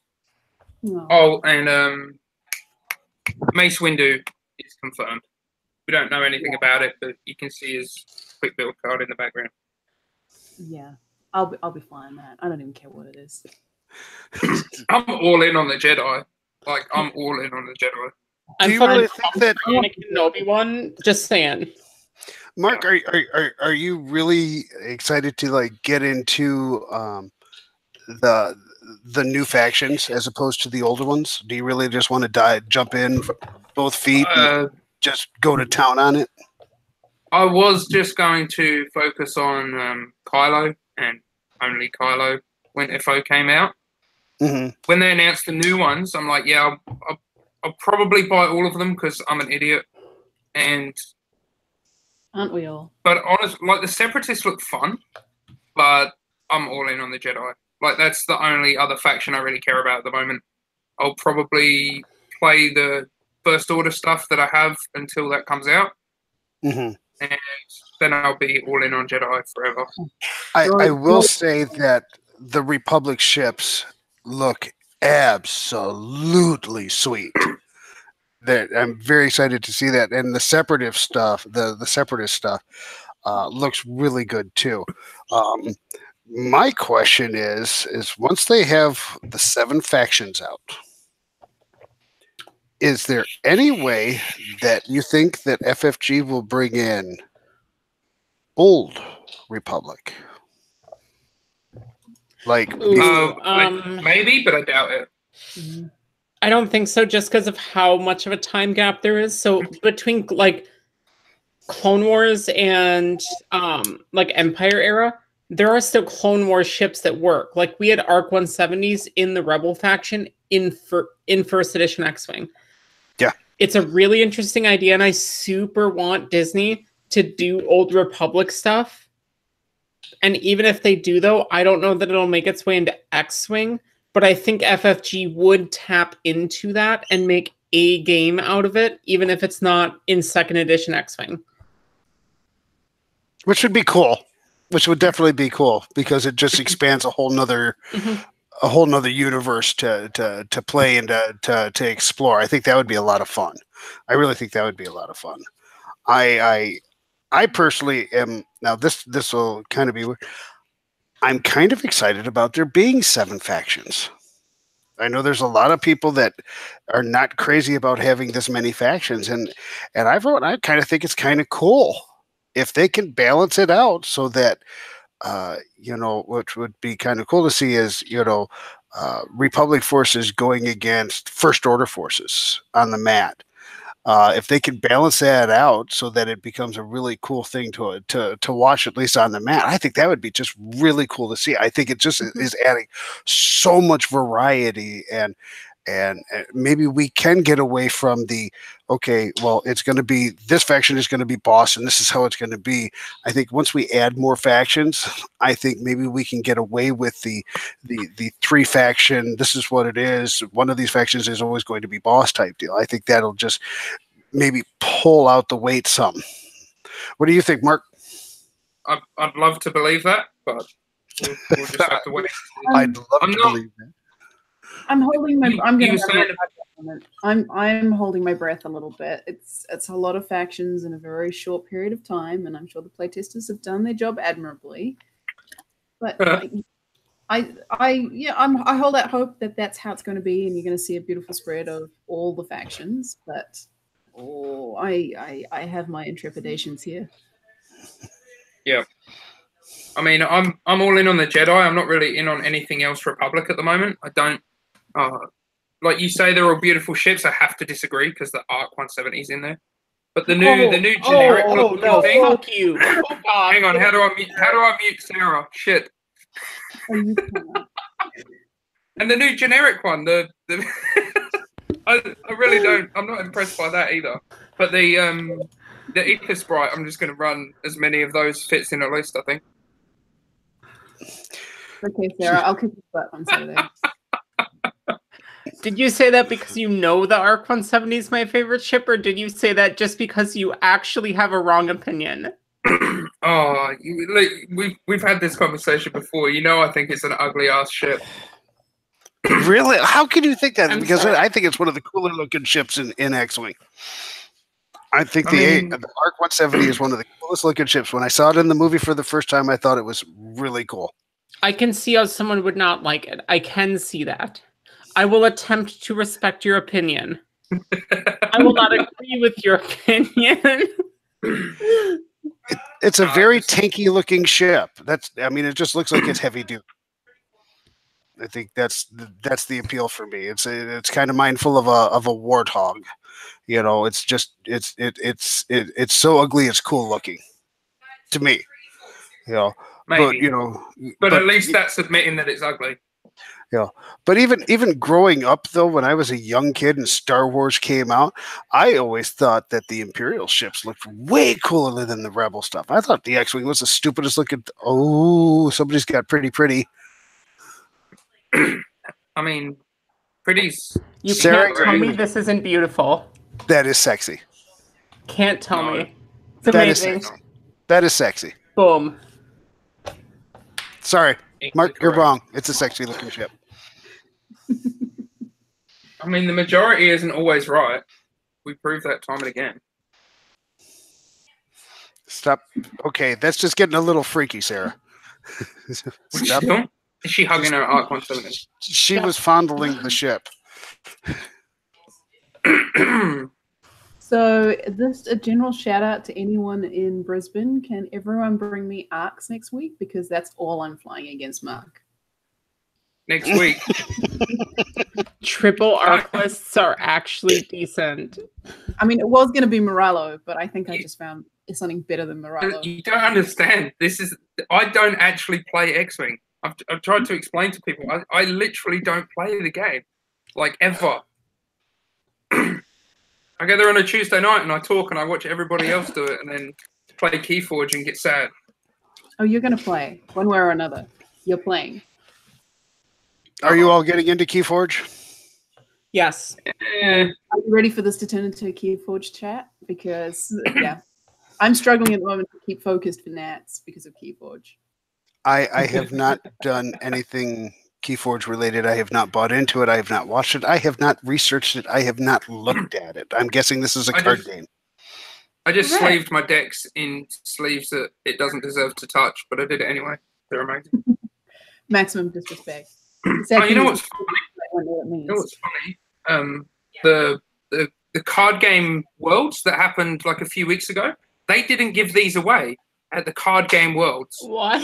So only the Star Wars Worlds got them, and I thought that was fucking hilarious.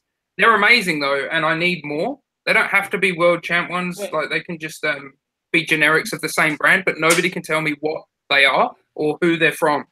So OCX Bounty, if you can find out and get me some, I'll send you a Tirani Calder card. Wait, we do Bounty now? I do, because I have spare Tirani Calder cards, and I will send it to anyone who finds out who made those fucking sleeves.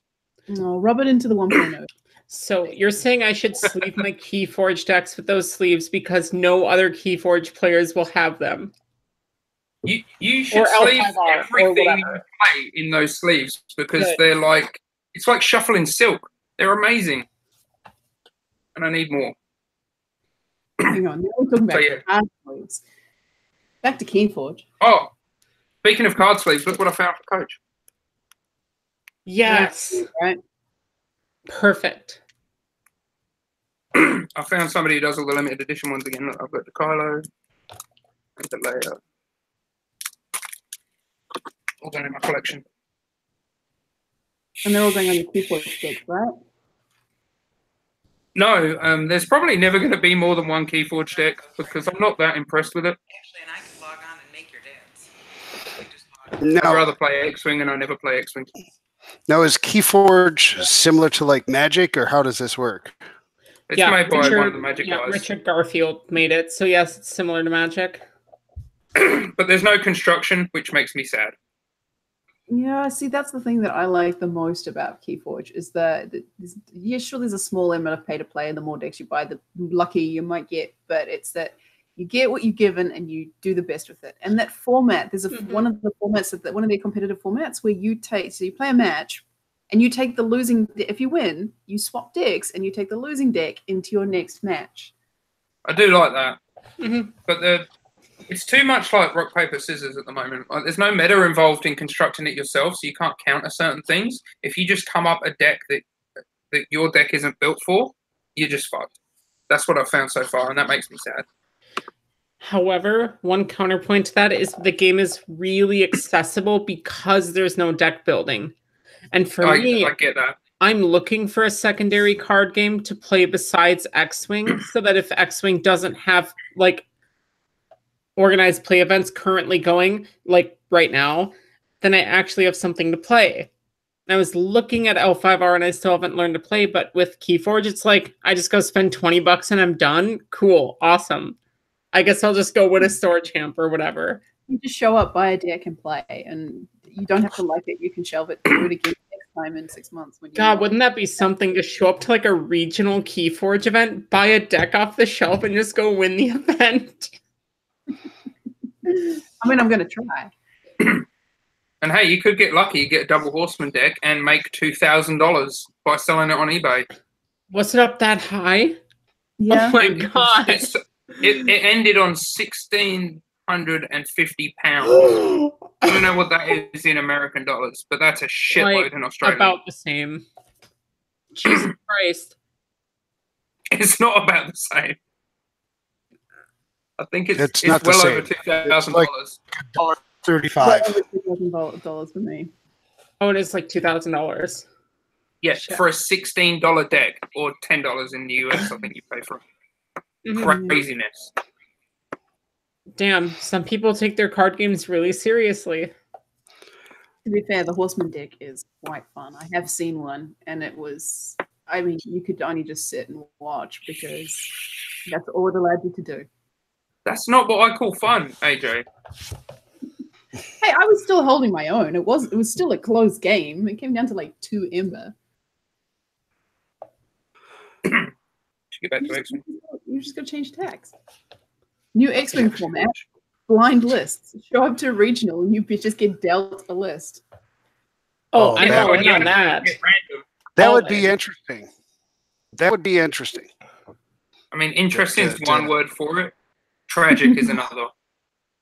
No, but it's either that or you know, imagine a list where it's or a tournament where everybody has the same list, and then it's all just skill. You know, but of course, then you have the dice variance, which screws everybody up. In X-Wing, it would come down to initiative. That. Yeah, it would be who flips for first player. Okay, that's probably the winner. Yeah, Tommy's saying use the random generator. I'm not going to lie. I'm actually a big fan of the random list generator. It has come up with some really hilarious stuff. But yeah. Do it for day 2 on No Balls. No. Do it for day 2. Who's bringing my list? I've only got a limited number of ships with me. I'm sure the Onyx guys have stuff. Okay. I'll just volunteer them for it. All right. That's fine. I'll do it. Bring it. Who's random generating my list? Yasby. No, but who's going to actually hit the random button, get the ships together, and park them in front of me on day 2? I don't want to know what it is until I sit down. Okay. I'm super not volunteering for that. Your idea, Mark.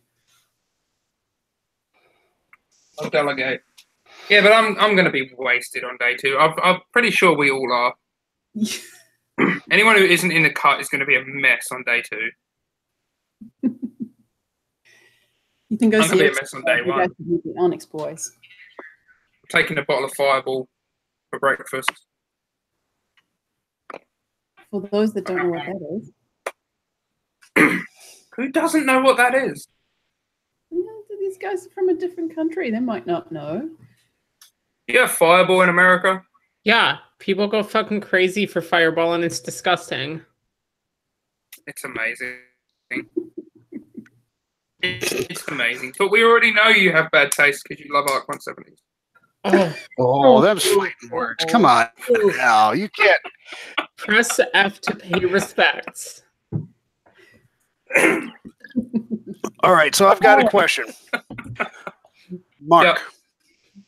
Yo. What is your all-time favorite ship so far in X-Wing? Because it happens to be the one I'm running at Nationals. Oh, so you can't say it. So anyone who's listened to me say it before now knows what I'm running, and none of you paid any attention. Can we get still a mystery, and none of you will guess. Hull value? My what? Sorry. What is your hull value? Can we get a hint? Or is the hull... My shield value is 4. Shield value is 4. Okay. All right, folks. So we know it's a shield value of 4, initiative 5 ship. Really narrows it down. There's no 6 or 5. No, there's no 6s. Wait, there's no 5s either? There's no 6s Nope. or 5s. Huh. all right. So Mark isn't going to tell us. Oh, you're not running a B-Wing, are you? Oh my God. No, Imperial. Not an Imperial. It's Imperial. Huh. Okay. All right, AJ. Yes. All-time favorite ship in X-Wing so far. Oh, are we 1.0 or 2.0 or overall experience? So to right now, right this very second. Oh, it's gonna be the tugboat. Okay. Followed closely by a fire spray, but it's definitely the tugboat right now. Sarah? It's just too funny. So this is for X-Wing 2.0 specifically. No, this is from the very beginning of time to right this very second. In all of X-Wing, of course, it's the ARC 170. But I will say, in X-Wing 2nd Edition, I have been pretty high on Z95s, to be honest. Okay. They are very good filler ships now because they have a barrel roll action. They are really good with that. Okay. For me, a handful of them with homing missiles. For me, I always thought it was going to be the K-Wing until the Resistance bomber showed up. And that rapidly became my most favorite ship out there in the X-Wing world. I think we've heard the story. Yeah. So that's no surprise to anybody. yes, I know. Well, you know what, though? It could have been Nim. I mean, he was a bomber. He was Rebel for a little while. He's not now, but, you know, he was. I think that was a pretty good ship. And in fact, I would almost say I prefer the Skurg to the K-Wing. I would agree with that. Because of Nim? Is that because of Nim specifically? No, I kind of like the ship and its abilities. I liked that barrel roll. I also liked the look of it. I liked what it was able to do. I would actually give it a couple of points better than the K-Wing. Well, that makes me happy. I like the Skurg. I don't like K-Wings. So I also agree. Well, Mark, your opinion just doesn't matter. Apparently not. You won't even tell us what your favorite ship is. So Totally. You should have figured it out by now. You should have listened. I'll find out. It's not just my favorite ship; it's my favorite pilot too. Like the whole game ever. But oh look, Mars is in the chat. He was up in my neck of the woods last weekend playing Armada Nationals. Oh yeah. Won by a Renegade, I might just point out. Mm-hmm. That's right. Okay, Who's also coming to X-Wing? The 4 shield value actually makes this kind of off. There's only 3 Imperial ships with 4 shields. And it didn't always have 4 shields, if that doesn't make it obvious enough. Yeah, no. Well, it's either a Decimator, a Defender, or a Lambda. It's take your pick. Please tell me you're a Lambda bro, because I love Lambdas. I'm not Lambda bro in it. I think we've established that you and Mark do not have the same tastes in ships. That's true. That's so a if you good like it, he's not going to like it.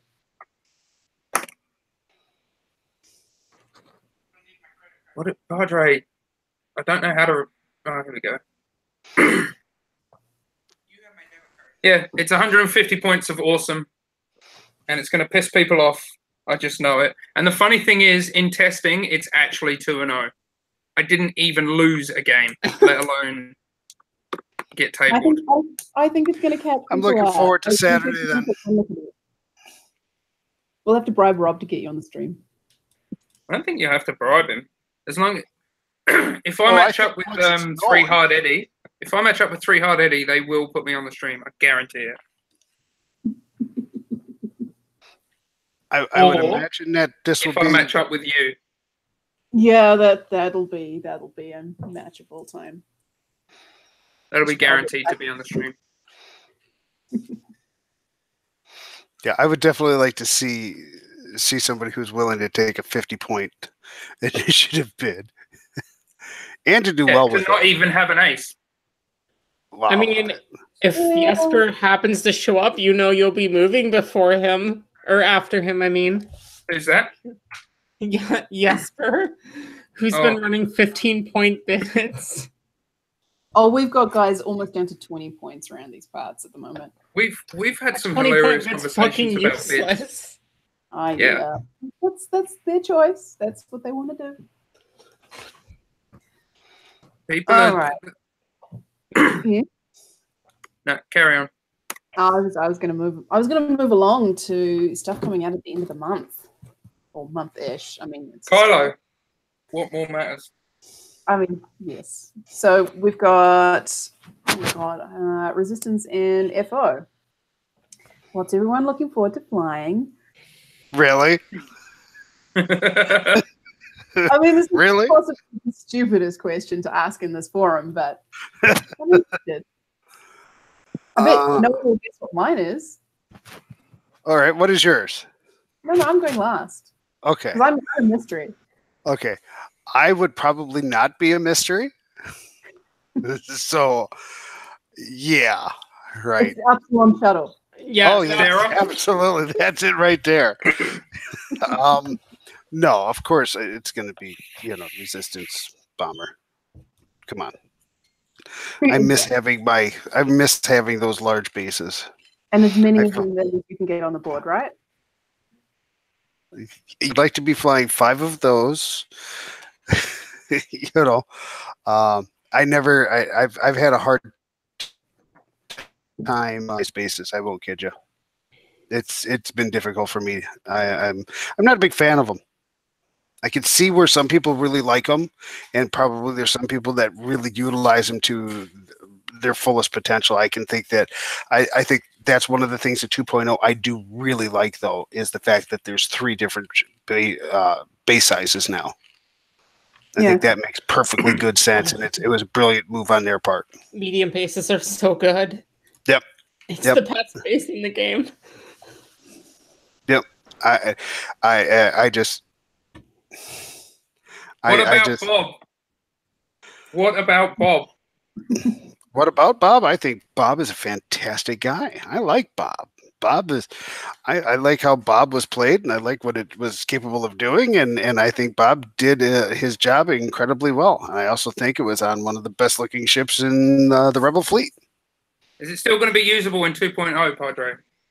Like, obviously, without Sabine, it might be less good, but I think it'll still be a factor. I think it'll still be a very good ability for that ship. I think that no matter how you separate it out, I think being able to place a bomb on your base anywhere you want in any direction that you want is a great thing. I think that's fantastic. I think it'll still continue to carry over into 2.0, and I think that there's a lot of pilots out there on Top Ski who is going to use it to their full advantage, or is capable of using it to their full advantage. Not everybody that used Bob was successful with it, because it does take a certain way of thinking your strategy out for the game. So it was never a gimme. It was never a gimme. Oh, I got Bob. It's an insta win. It was never that. You had to be able to fly it. You had to be able to use it. You had to be able to think 3 steps ahead of your opponent. What about you, Mark? I mean, it's no surprise really, but just in case. Well, if I was kind of hoping that Wave 2 would be out before Nationals and Kylo would be legal, because I would straight up just run Kylo and like a TIE fighter just because I have to. And see, and try and basically do the same thing, but I figured it'd be easier with Kylo. Supernatural Kylo, afterburners, it just seems stupid. And I'm looking forward to it. All right, Sarah, anything from the 2 new factions you really want to play? Ooh, T-70 X-Wings. I am so excited for T-70s. Poe looks fantastic. He can boost and barrel roll, or pre-move booster barrel roll with BB-8. I'm super excited for those. Also, just saying, I was rereading the preview articles for the T-65, and one of the generic pilot, or not generic pilots, one of the pilots that isn't Poe looks really legit with BB-8. It's Care Kun. When you boost, you may use the 1 turn template instead. With BB-8, you can dial in a blue maneuver, pre-move, boost, hard turn into your blue maneuver, and then still get your action. Seems good. Yeah, it's like the advanced sensors Daredevil, but you actually get to do your action again after the move. Exactly. So yeah, T65, super excited. Poe's gonna be great. I'm sure he's gonna be like 65 points, but I don't give a shit. I'll run him. All right. What does everyone think mine is? God, don't say the Falcon. No idea. It's not the Falcon. That's From good. First Order. It's from the First Order. Typho Quick Swarm. draw. Sorry? Quick draw. Not Quick Draw. It's not Kylo. It's the Epsilon people. Come on. It's a Really? Come on. I had a lot of fun playing the Epsilon in first edition, to be fair. Exactly. I liked it so much I bought 2 of them. I didn't think it was Really? good, but it was fun. It wasn't good. I flew 3 of them when they came out. It was amazing. Yeah, see, Stanazuski gets it. The Huxalon. There we go. Someone else understands. With just throwing some generic fighters with him? Come on. You're not wrong. Not Blue Ace anymore. No, it's not Blue Ace anymore, but it is. It's No, a little call sign thing under a name, not Blue Ace. Carcoon, the woman of action. I shit you not. That is the Jesus title Christ. of this ship. Woman of action. The Disney haters must be going crazy right now. That's just some of these are just really bad, eh? Why wouldn't they just call it Blue Ace? Who knows? All right, so who was disappointed today that FFG did not come out with an article of some kind? We got spoilers, so I'm happy. I think we've got to be careful with what we unleash on the world. We've done enough this year. So you were happy with no more or no news? We got news. Well, aside from what you spoiled by your translation, but knows. We still got spoilers. My translation may also be spoiled because I don't speak those languages very well. Good thing. Well, that tops me because I don't speak them at all. Yeah, I can't speak French, but I can read it. It's weird. No, like, there is so much exciting stuff coming out now. I think any more would have just been overload. I'm excited for the Mining Guild. I'm excited for the droids. I want to know when I'm going to get the time to actually play all the things I want to play. Mm-hmm. Yeah, we have a lot of good content on the way. I'm super excited that FFG has kind of stepped up their support for the game and just like announcing stuff way ahead of time and being like, these are the next 3 waves of ships. Have fun. I mean, I know what I'm spending my money on until about Q2 next year. So much money. Wave 3 is going to be so expensive. Oh, I don't want to know how many Mining Guild ties I'm buying. Probably I don't even know if I'm in on that. What? It went first. Yeah. I said the number of Mining Guild ties you're going to be buying is the number you can fit in the list. That's how many you'll buy. Oh, yeah. Hopefully 8. I'm not in on the Mining Guild ties at all.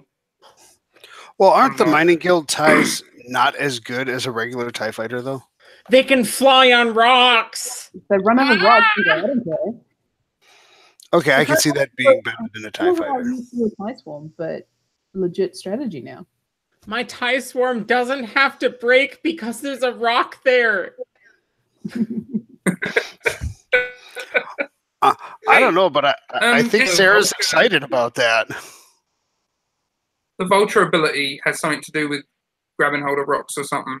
Yeah, they can just like park if there's rocks there, right? I don't really know. I couldn't figure it out myself. This is all guesswork, I think. Well, it would make sense because they can both fly and walk. Yes. We'll see. Great visualization, Sarah. Demo hit you. I've watched Revenge of the Sith before. I know how those ships work. And then we'll have to wait till like the next wave for them before the Vulture bombers show up. Well, that's the thing. I don't even know if I'm buying into the Separatists at all because Jedi's. I don't know buying them all eventually, but I'm not too interested in playing the Separatist stuff. The Swarm looks legit. The whole calculate sharing, Kraken, all that sort of thing seems legit. And my type of thing, playing generics. But fucking Jedi's, man.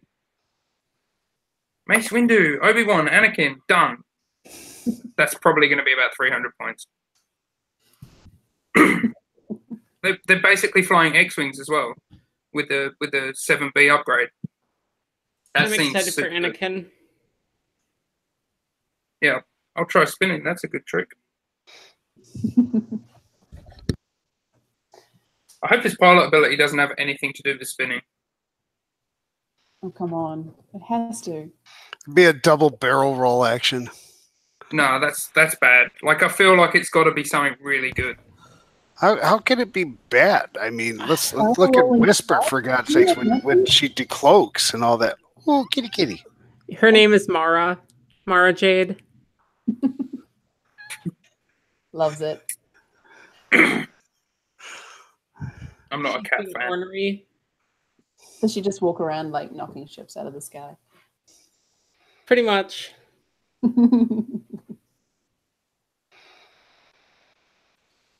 All right. Yep. Go ahead, Pedro. No, I was just saying, what do we got next?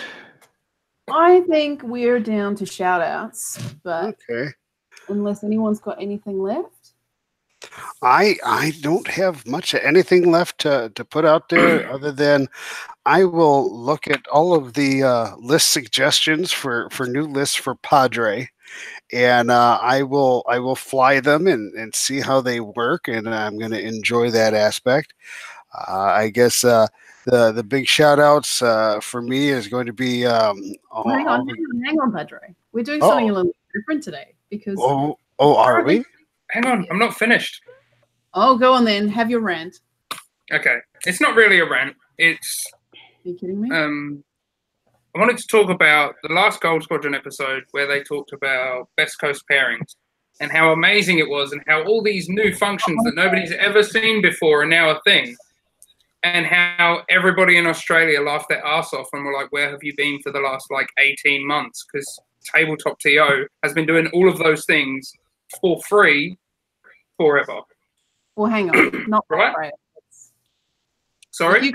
If you're going to cite everyone, you got to... Cryodex was there first. No, see, in Australia, we either use Tabletop TO, if you can, or Cryodex if you can't, because there's a lot to be said for reliability. If you don't have a great internet connection or, you don't trust TTT in a big tournament and, it's let me down before, you go to Cryodex. It's simple and it's reliable, and you can't say enough about those two qualities.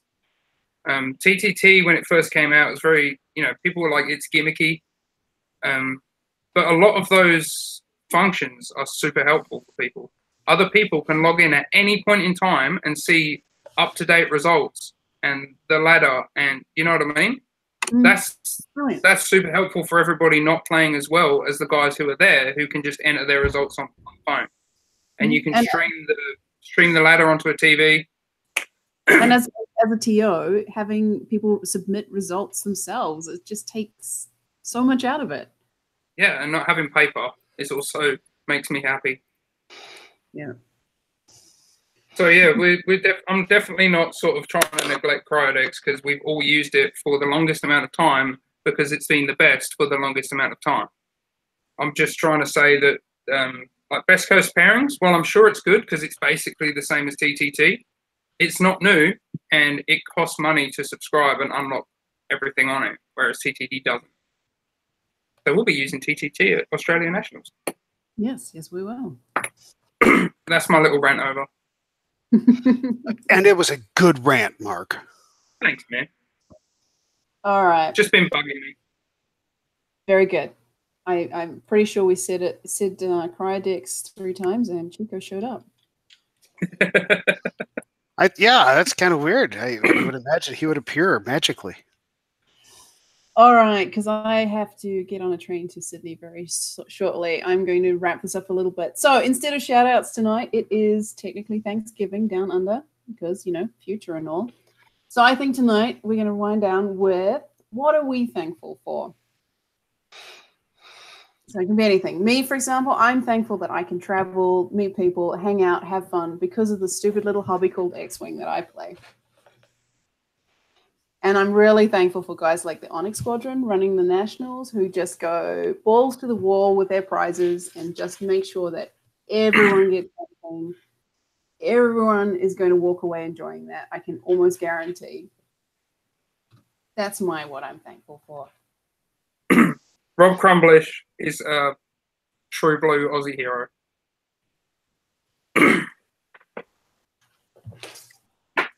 Padre, what are you thankful for? I'll tell you what I'm thankful for. I'm thankful for the people that I have met playing this game. I'm thankful towards my kids for putting up with me when I do make them play against me in X-Wing. I'm thankful to my wife for allowing me to get out of the house to play the game. I'm thankful for all of the friends that I've met and talk with on a very frequent basis, all because, like AJ said, a simple little game where we push little plastic ships around and go pew pew against each other. And I'm just thankful for another year that I've been able to play it. So that just leaves Sarah. And you can't say you're thankful for Mara. No, I think you hit the point exactly. Like I am thankful also for the ability to travel and play this game and meet people. And really, some of my best friends I met while playing X-Wing.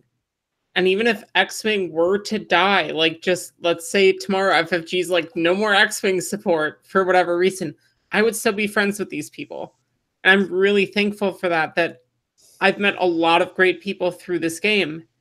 Just this little spaceship plastic game. And whenever someone's like, hey, what hobbies do you do? And I'm like, I fly Star Wars ships on a game board competitively. And they're like, I have no clue what that means. And I'm like, trust me, it's fun. And I'm thankful I can do that.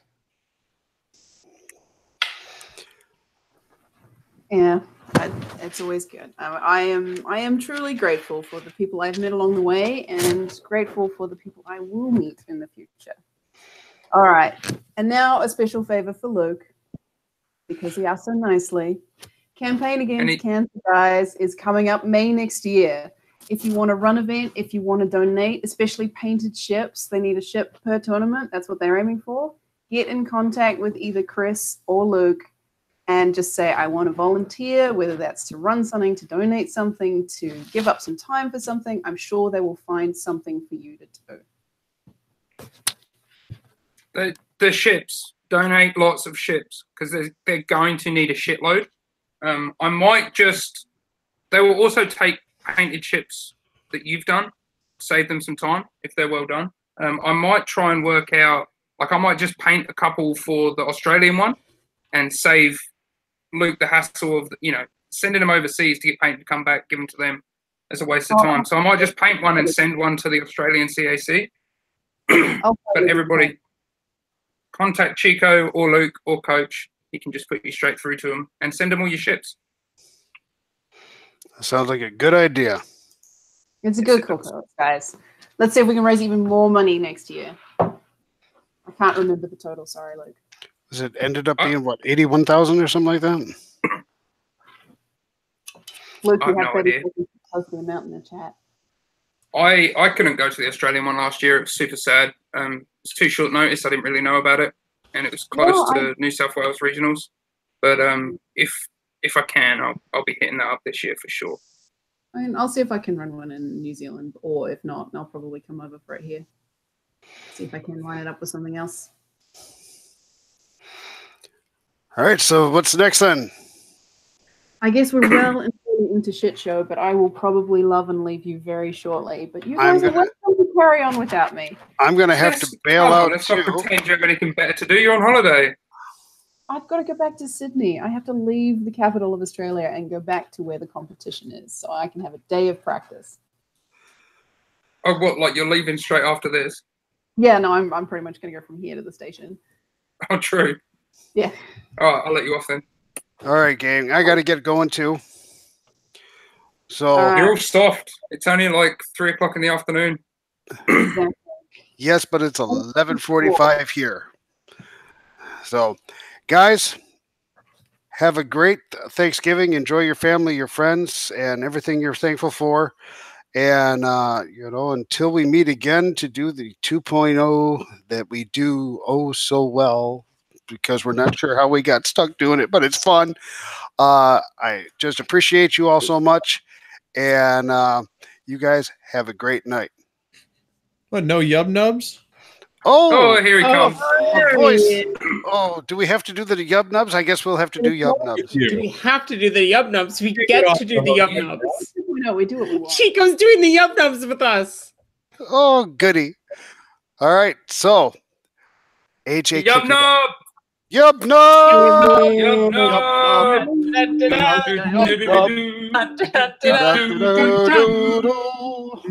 Yub Nub! You're gonna miss it. My wife is looking at me strange. And my I daughter. imagine she does most of the time anyway. And my son. Dude, I am getting the steak eye like you wouldn't believe right now. All right, guys. Of paint, Chico. I'll see y'all. How goes the thinning of your paint, Chico? I am like I've realized that I have trouble looking at some of these pots because they've got like stickers all around them. So I've taken my X-Acto knife and I'm cutting the stickers off of the pots so that I can just look at like the back of it and just have a nice big wide sight of what color it is. Okay, And so there is one downside of that, Chico. What? When you run out of that color, how will you know which color it is so you can buy more of it? Because gonna I take the use pot. my X-Acto knife and cut it right along the side of the name. You still left half of it on there. Yes. Yeah. Oh, okay. And like some of these, Luke got like paint like all over the pot, so it's like nearly impossible to see what the hell it is without opening it. But taking the sticker off. Oh, I got a bunch of free paints from someone, but I can't see the names on some of them. This is America. I can complain about literally everything. Fair. You could probably even sue him for it in your country, right? Actually, yes. Lawsuit incoming. It's America. Why don't you go out on Friday this week and buy some cheap ass paints for Black Friday, Thanksgiving? Because I 100% guarantee Games Workshop do not have a sale on any day of the year ever. Yeah. No, dude. It's Black Friday. They'll put the price up. Oh, everybody needs to wish Luke a happy birthday. Is it Luke's birthday? I don't know exactly what day it is, but I'm going over to his house on Saturday to celebrate a joint birthday with him and his wife. Oh, well, happy birthday. It'll be super wholesome. Good times. Oh. Good times. All right, folks. I'm out. Fight me. Fight you. I intend to. No. I'm reading the chat. Night. I've got to go and pack. So $20 that Wedge wins Australian Nationals. Who said that? $20 that Wedge wins Australian Nationals, right? Good No. Lord. That's what I'm saying. But- Wedge is gonna win it. I'll take that bet. I'll take that bet any day. I'll bet you 20 crate bucks. Done. Oh, this is Done. I have I 1,000 of them. only deal bets in coconut monkey dollars. Isn't that the same thing? Isn't that what crate dollar is? Crate coin. Basically. I'm pretty sad they didn't do over-unders for Australian nationals. Did they not? I wanted to vote on the over-unders because I've been right ended on up doing all our of them. If you go to OCX, you'll find one up there that Ben Doyle posted up because we had to do our own because they basically, I mean, they're sticking with the theme of Australia doesn't exist, I guess. All right. His New Zealand Super doesn't exist. I've seen that on map. Yeah. It's like you know how like you have like the islands like Manhattan and stuff, they're not technically part of the mainland. That's New Zealand to Australia. All right. And I totally would have still said that even if AJ was still here.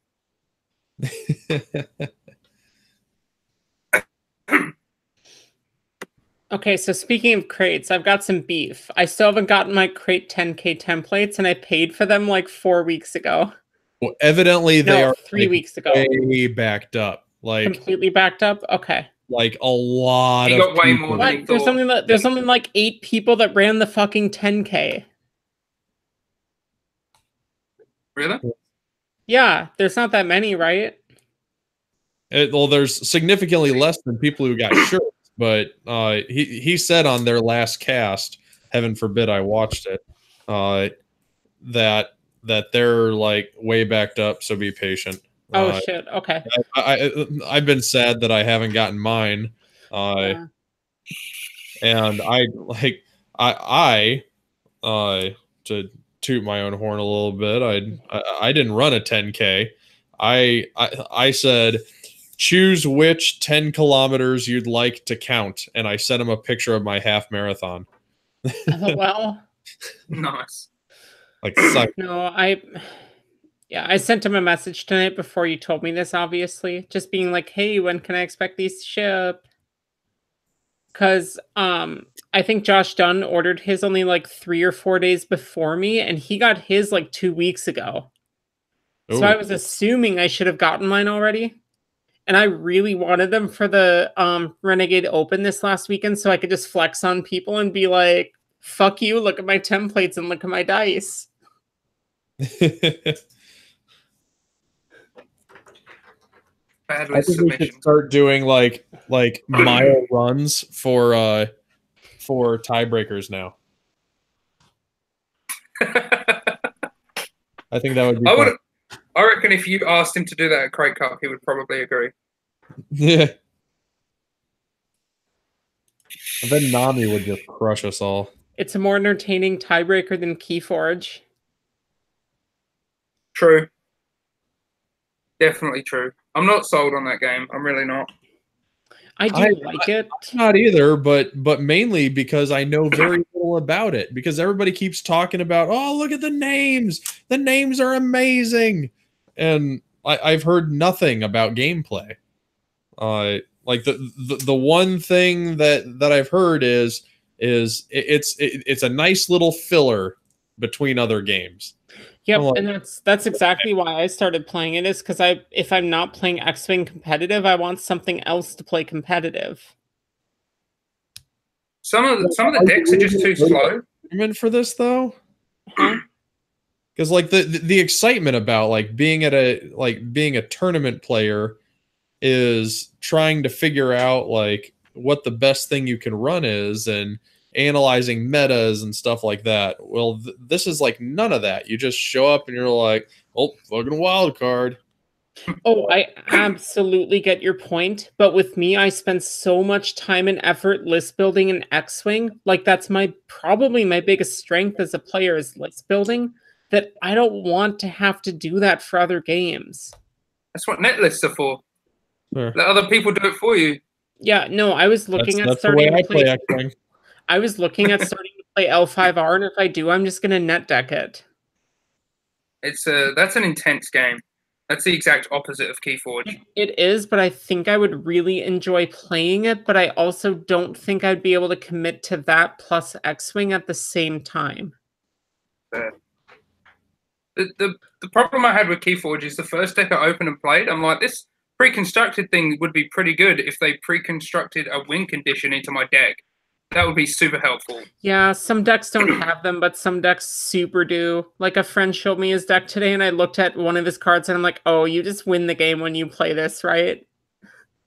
Well, now I kind of get how they're like they built in a way to have like handicaps.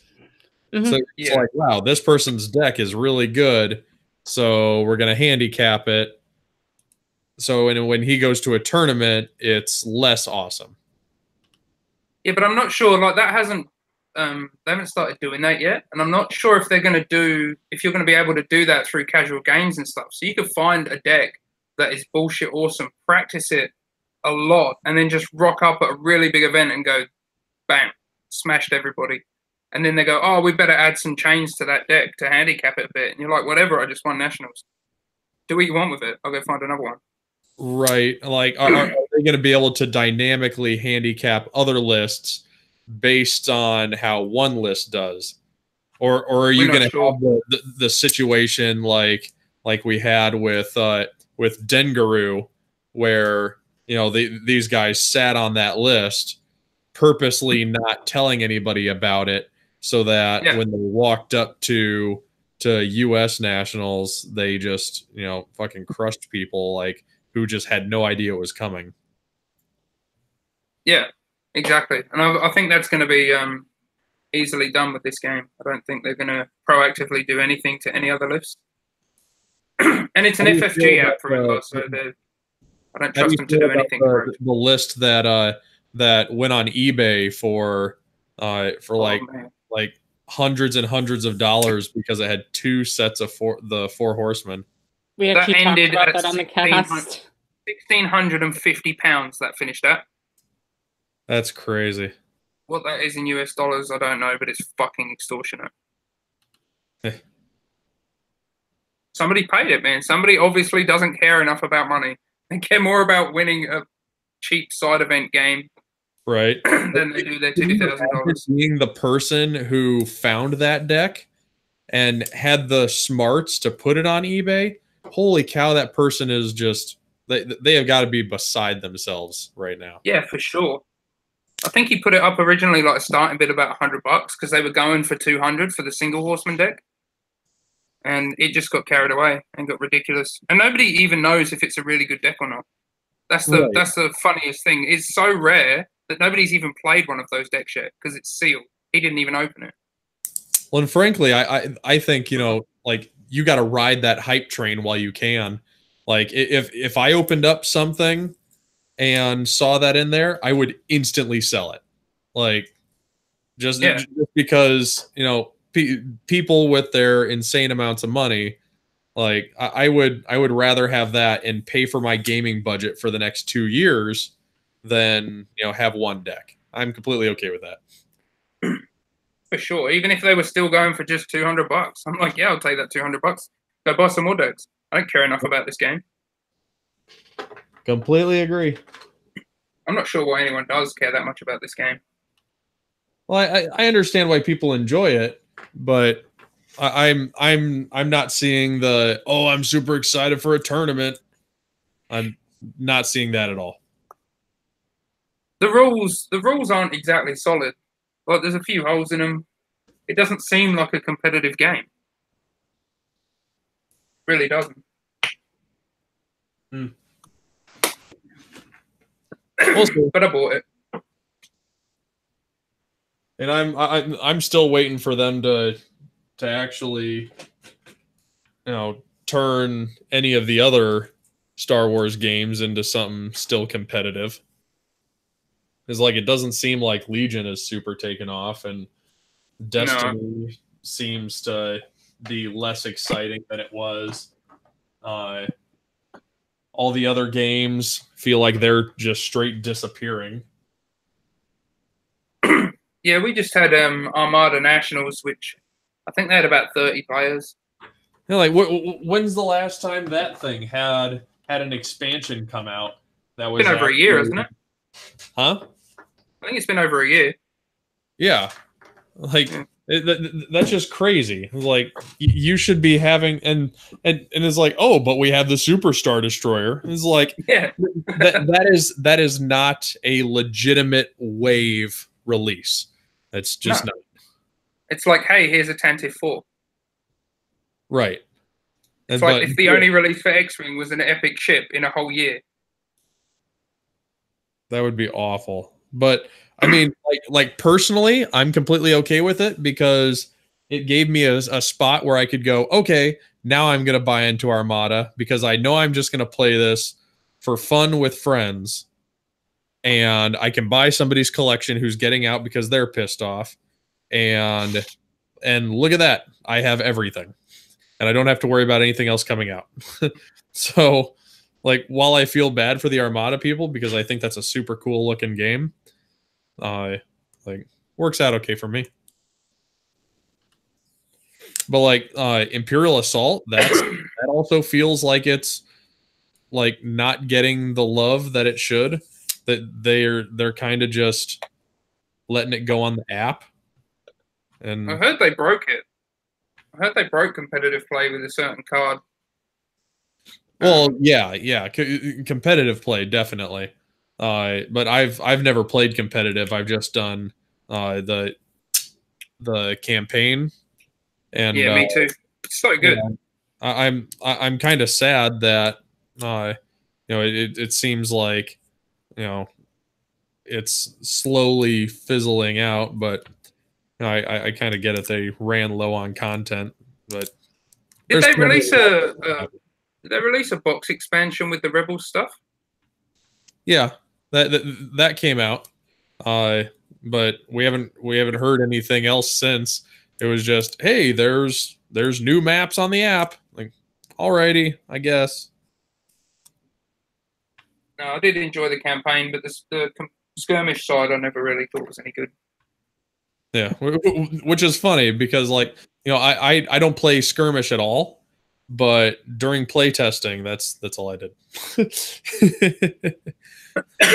True. I'm hanging up a lot of games, to be honest, at the moment. Like, I'm selling out of Game of Thrones, sold out of Armada, Imperial Assault, got rid of all that. I'm probably going to sell Legion too, because nobody plays it. It's a shame, because it's a pretty good game. But oh, yeah. So when X-Wing First Edition was like doom and gloom, I'm like, fucking Legion is so much fun. If only people were playing it, I would switch, and then no one in the cities plays it. Yeah, it's ridiculous. And honestly, like, if Second Edition X-Wing hadn't been announced right before Worlds, I probably would have quit First Edition and went to Legion anyways. But now it's like, there's no point. There's nobody over there. But it is a really good game. And I'm not sure what you do to convince people to go over there. Because, I mean, me and Luke were having this conversation with the store owner at the tournament we were at. And we basically said, there are other games that, like, when you look at Legion and say, I like Legion because of, and whatever you fill that blank in, there's another game that does that better. So if your answer is just Star Wars, X-Wing and Imperial Assault do it better. If your answer is big games that I can put together and paint, then Warhammer is doing that much better. I mean, like, there's... I disagree. I quit 40K because it's just got fucking out of hand. The newest edition is terrible. And I thought Legion would be a good replacement for it. It's a lot simpler with Legion, but again, not enough people play it. And now Age of Sigmar has kicked off over here, like, in a big way. But I'm not buying into that. That's too expensive for me. Yeah, that's the one thing it does not have going for it. Like, yeah, is the crazy prices. I don't know. Forge World, they're like resin manufacturing site. They recently overhauled their website, so now all the prices will show in your local currency. And somehow, while doing that, the cost. So this Warlord Titan, that thing I showed you earlier, the miniature version of, that was, I think, $23 $300 Australian to buy the big resin massive version. And when they converted over the website, it's now $700 more for the same thing. Just because Australia. It's now, fucking ridiculous. What's the conversion there? Because you're talking hundreds, I imagine. That's not real, like, that's not directly comparable To American. US, yeah. So the American, you guys got a price increase as well when they changed it over, but it was just nowhere near as bad. I don't really know the conversion rate at the moment. It was sad when I went to buy a crate shirt. Fuck me, it's way too much money for a t-shirt. Oh, just the one with the giant logo on it?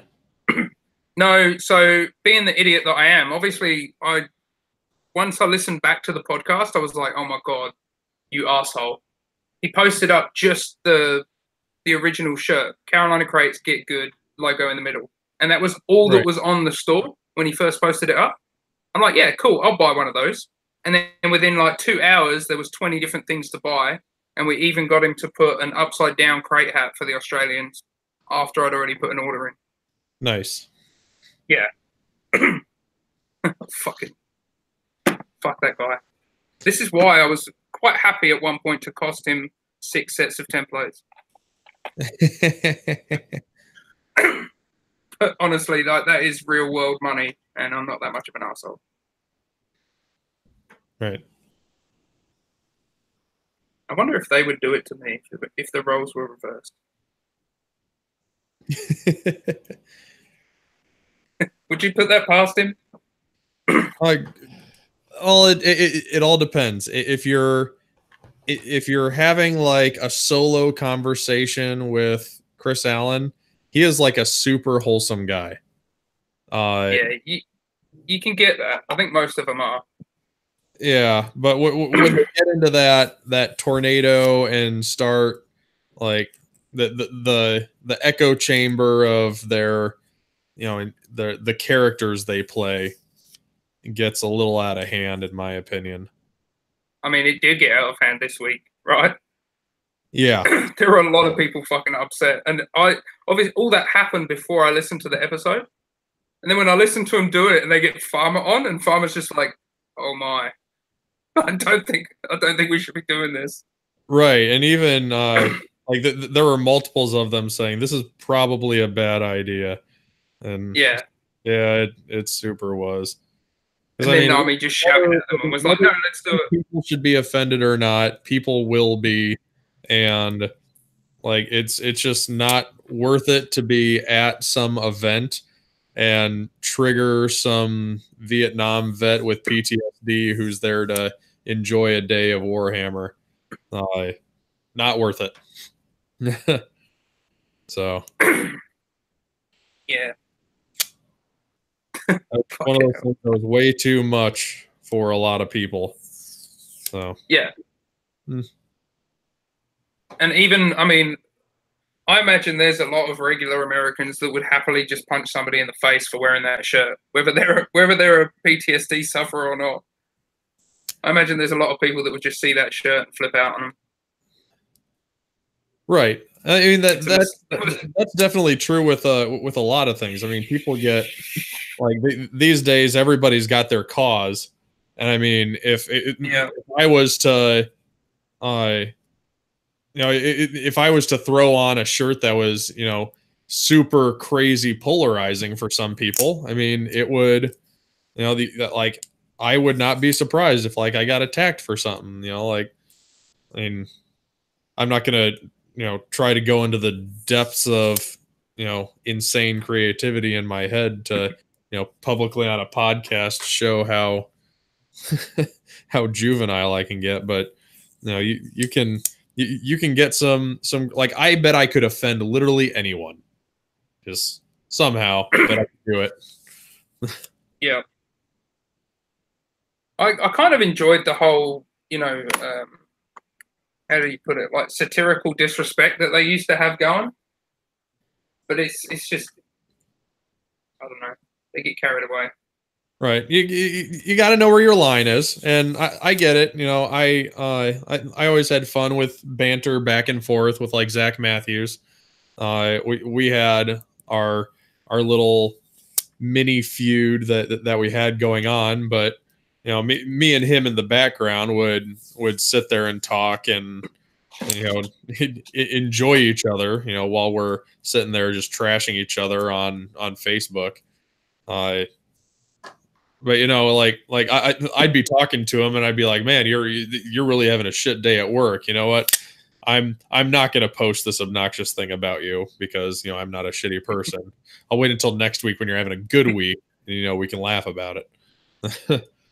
So, do you know if he's done, if him and Farmer have done the latest Lawmaster thing yet?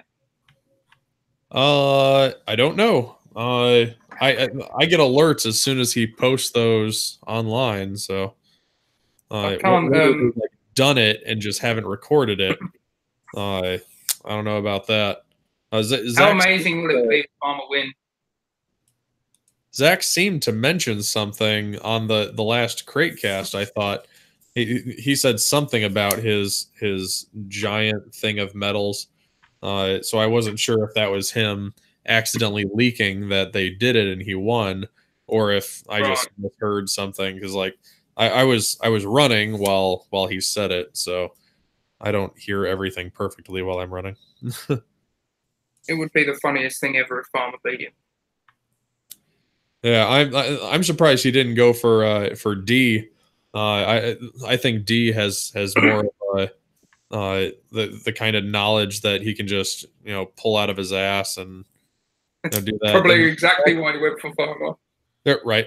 That's kind of the knowledge you super need for that. Because there were a lot of people saying it's like, oh, Chico, get on there, you'll do awesome. It's like, I don't think you people understand that when you randomly send me a message saying, hey, Chico, how do these things work together? I pull up like 4 tabs on my computer or my phone and go and like do research. It's not like, you know, I've got Bruno screaming in my ear, you know, don't open up any tabs or you'll get, you know, dick fingers for life or something, you know. I actually have time to, you know, look up interactions, look at the rules reference, make sure I'm not missing anything, and then answer people. Yeah, but can Nora add a dice and it count for C-3PO? No, she can't. That was such a bad question. 3PO doesn't work with Nora, and for 2 points more, you can have Kanan Crew, which is objectively better on her anyways. You sound opinionated. That was an argument I wish I hadn't got into. Else. I don't know how you do it, man. I don't know how you just sit back and don't get involved.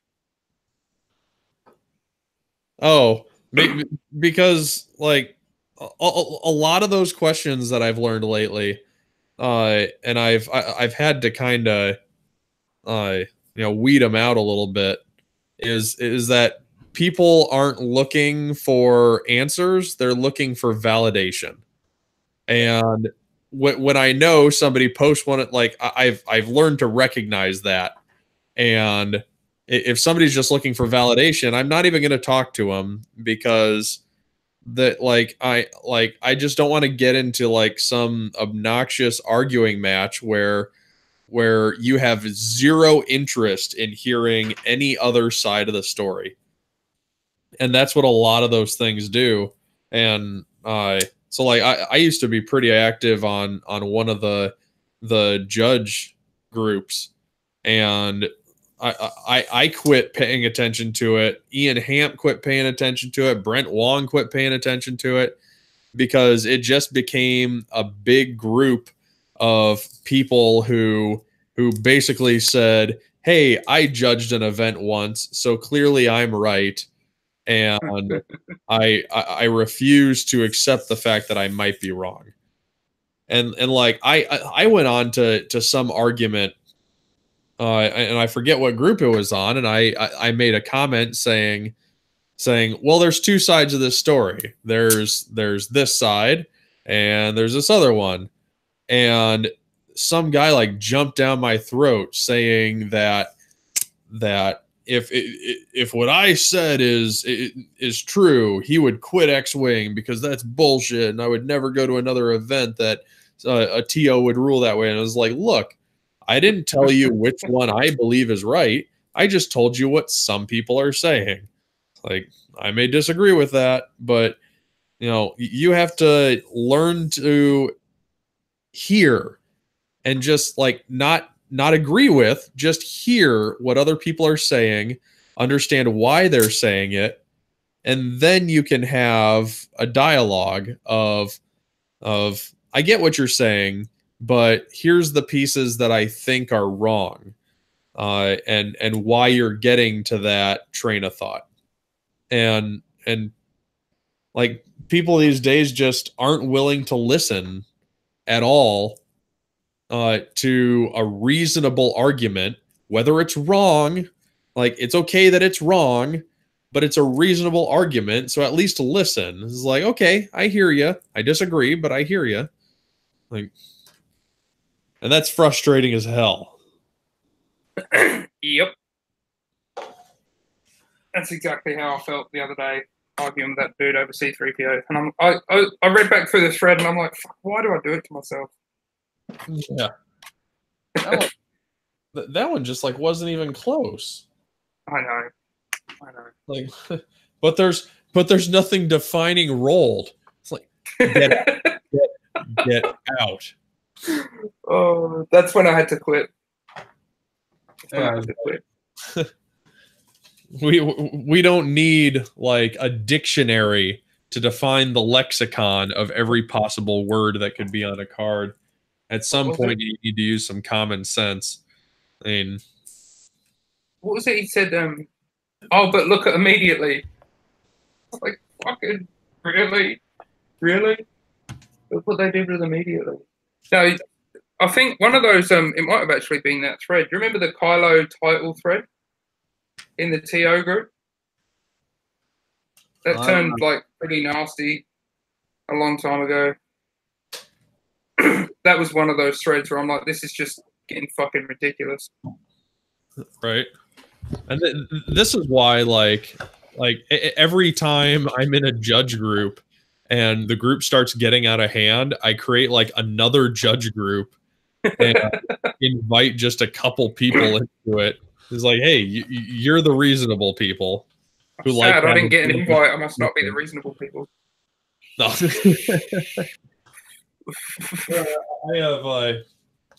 I have one group that is like the one group that, if I have something that I'm thinking about and mulling over, is where I post it. And that's what people like to call the X-Wing judge Illuminati. Just because it's a group of the guys that I know are going to be reasonable, and I've judged with them before. And so you got like Ian Hamp, Brent Wong, Mike Juras, the Longies. We've got some. I'm gonna forget names now, but there's the English guys. Like we get in there and we hammer through like important questions, and I feel like it's very productive. So like when you see like, one of those big tournaments and they put out like a document saying, here's how we're ruling on all this stuff at this document. That's, us getting together and figuring it out, and like in a productive fashion instead of just yelling at each other. Oh, because that's just infuriating. It's funny because I find the ones that I spend the most time looking into and the most time trying to figure out are the ones that never actually fucking happen. Right? That is so incredibly true. And I've started having to tell people that, and that's where like it almost started getting out of hand, that I used the phrase too much, and other people started using it in like a mean way, and I didn't really like that. But it was the do whatever you want at the bottom tables. Whereas like you're asking me about a combo that is such trash that it won't be good, but I get it. You found some obnoxious interaction that will make a TO's head hurt, but I don't think it's good enough for me to waste my time on like dealing with it before an event. If you magically have this thing happen during an event, I've got my snap judgment call that I'll have in my head, but like I super don't care to go through the novel of all of the information to figure out your tiny little corner case and some BS combo that won't ever care. And if you actually ask me like round 6 at a table that's in triple digits, like I will tell you to fuck off. like flip a coin. I don't care. Like I'm gonna go back up to those tables to the people who have a chance. Fortunately, the people down at those bottom tables usually resolve things on their own. It's rare that you get somebody that really makes a judge call because they're like, oh no, this is important. This is life or death. Oh man, the last fucking regionals I did in Queensland, there was this one guy, and literally twice a round would call me over for something ridiculous. Like that was the guy that was like, I wanna use Sabine on this bomb as soon as I've dropped it, because any time between me dropping it and it going off is before it gets removed. So I want a Sabine right now before he's had a chance to move. And that's the reason why things like immediately were used first edition. Yeah. That was like, Gunner said immediately perform another attack. Well, if you didn't put the word immediately, you'd have some dipshit going, hey, I've missed 5 times in this game, but now I've got your Falcon right in my firing arc. I'm gonna go ahead and fire 5 times because I banked up my gunner. Yeah, but they had the genius idea of only putting it on some effects and not others. That's why they had to can it, right? Because they realized it was having a problem.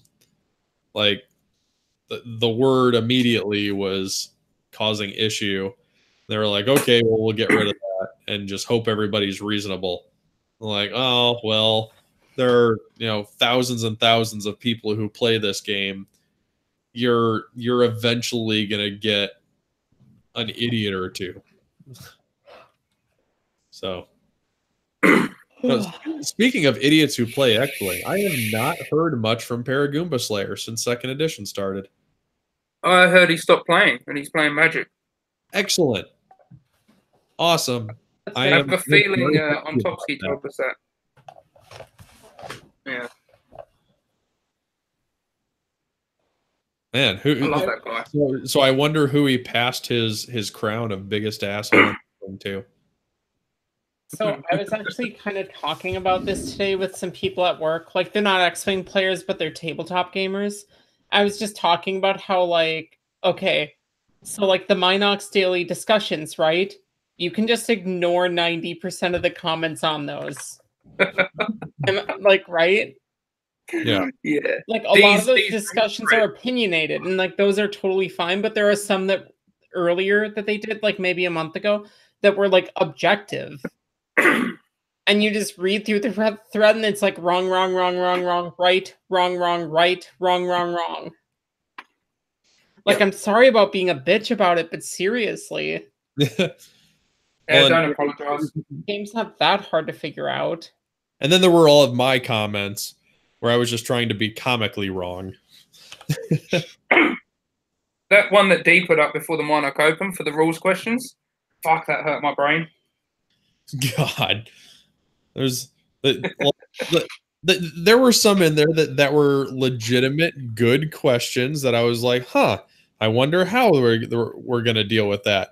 But then there were some that I looked at and I was like, did you even fucking read the rules? Like, yeah, the worst ones were when somebody puts up a legitimate question and then somebody comes in straight afterwards and just gives them a blatantly wrong answer. Right. But says it in such a way that they're confident. Yeah. Like, this is clearly the answer. No other possible way for it to be. Yeah, the rules group that Chris made up recently, the one that we mod, is there was a guy in there who would basically do that. And I'm like, if you have, you know, the little teacups, right? Crate's always going on about the conversation starter. Yeah. I'm like, if you have one of those, you ask the most questions in this group. You should not be the one who's answering questions with full confidence all the time. Right. You are the most likely to be wrong if you have that cup next to your name. Yeah, I usually like that group more than the actual judge one, because I feel like expectations are lower. Like I expect to go in there and still see X-Wing first edition questions. Like, and I'm like, Jesus, what are you doing? It's like, but okay, you know, I'll be nice and answer this kind of thing. But so some of those are rough. Yeah, it's helpful for a lot of people. Like that group is a lot of new players that, you know, and mostly the other members can help them out, and we don't have to even look at it. But man, some of them get carried away. Because like when we started the group and it was relatively small, I would go in there and I'd be like, okay, this one was answered. So like there's a definitive answer there. I would lock the thread, you know, clean up some comments and put it in there. It's like, neat. Now people can look at that later. And then it just like it got so out of hand. That's just not possible anymore. Way too much work. Yeah. Like whatever. Let it go and just be a Facebook group. Yeah, I just go in there every now and then to make sure people aren't being dicks. And occasionally argue with it's. I find myself, it's always like the top tier players who are like, no, we want it to work like this, so it does. Right. You know, like the Duncan thing. I mean, that's just trolling at that point. Duncan's trolling. Like, but if I can convince you to let me work it this way, then I'll have an easier path to victory. It's like welcome to Canada. Judge casual. Right? Holy cow. Man. That was good value, that tournament, but overall. For everybody else. Right. I can't believe they screwed up so much. Yeah. I really don't think they cared that much. It seems like it. They still haven't gotten them the prizes. Wait, what? The Canadian Nationals prizes, he still hasn't gotten them. Huh. Okay. And I'm pretty sure he's already sold the templates. Yeah, he did, like 6 months ago. Yeah. Still don't have them in hand. So do the organizers, did they get them, or are they still waiting on them too? I don't think they've gotten the kit at all. True. Well, they must have gotten something. Otherwise, like they're like if they're still waiting on like participation and whatnot, that'd be insane. Yeah, well, we only just got ours recently. Thankfully, we're like the last nationals on Earth, so we're the only ones that actually had the kit before it happened, I guess. And this is the Poe templates with the Kylo card. Yeah. Okay. I don't know if the Kylo card actually ended up in there. Because 2.0 was released before anybody got the kit. Maybe they swapped it out. I don't know. Maybe that was the issue, that one went to Canada and they, you know, were going to send the second edition stuff later. Who knows?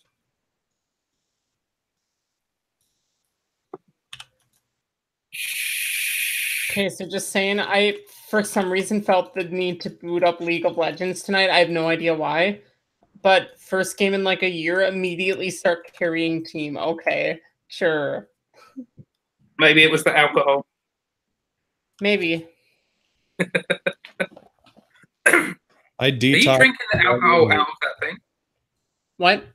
Is that alcohol in that bottle you've got there? Oh no, this is just water. Oh. I drank my beer. I'm done with liquor for the night because I'm at the point where I'd just be really sick if I drink anymore. How was that that? Oh, it was so delicious. It was really strong. A little bit too bitter, but other than that, it was fine. Sounded amazing. All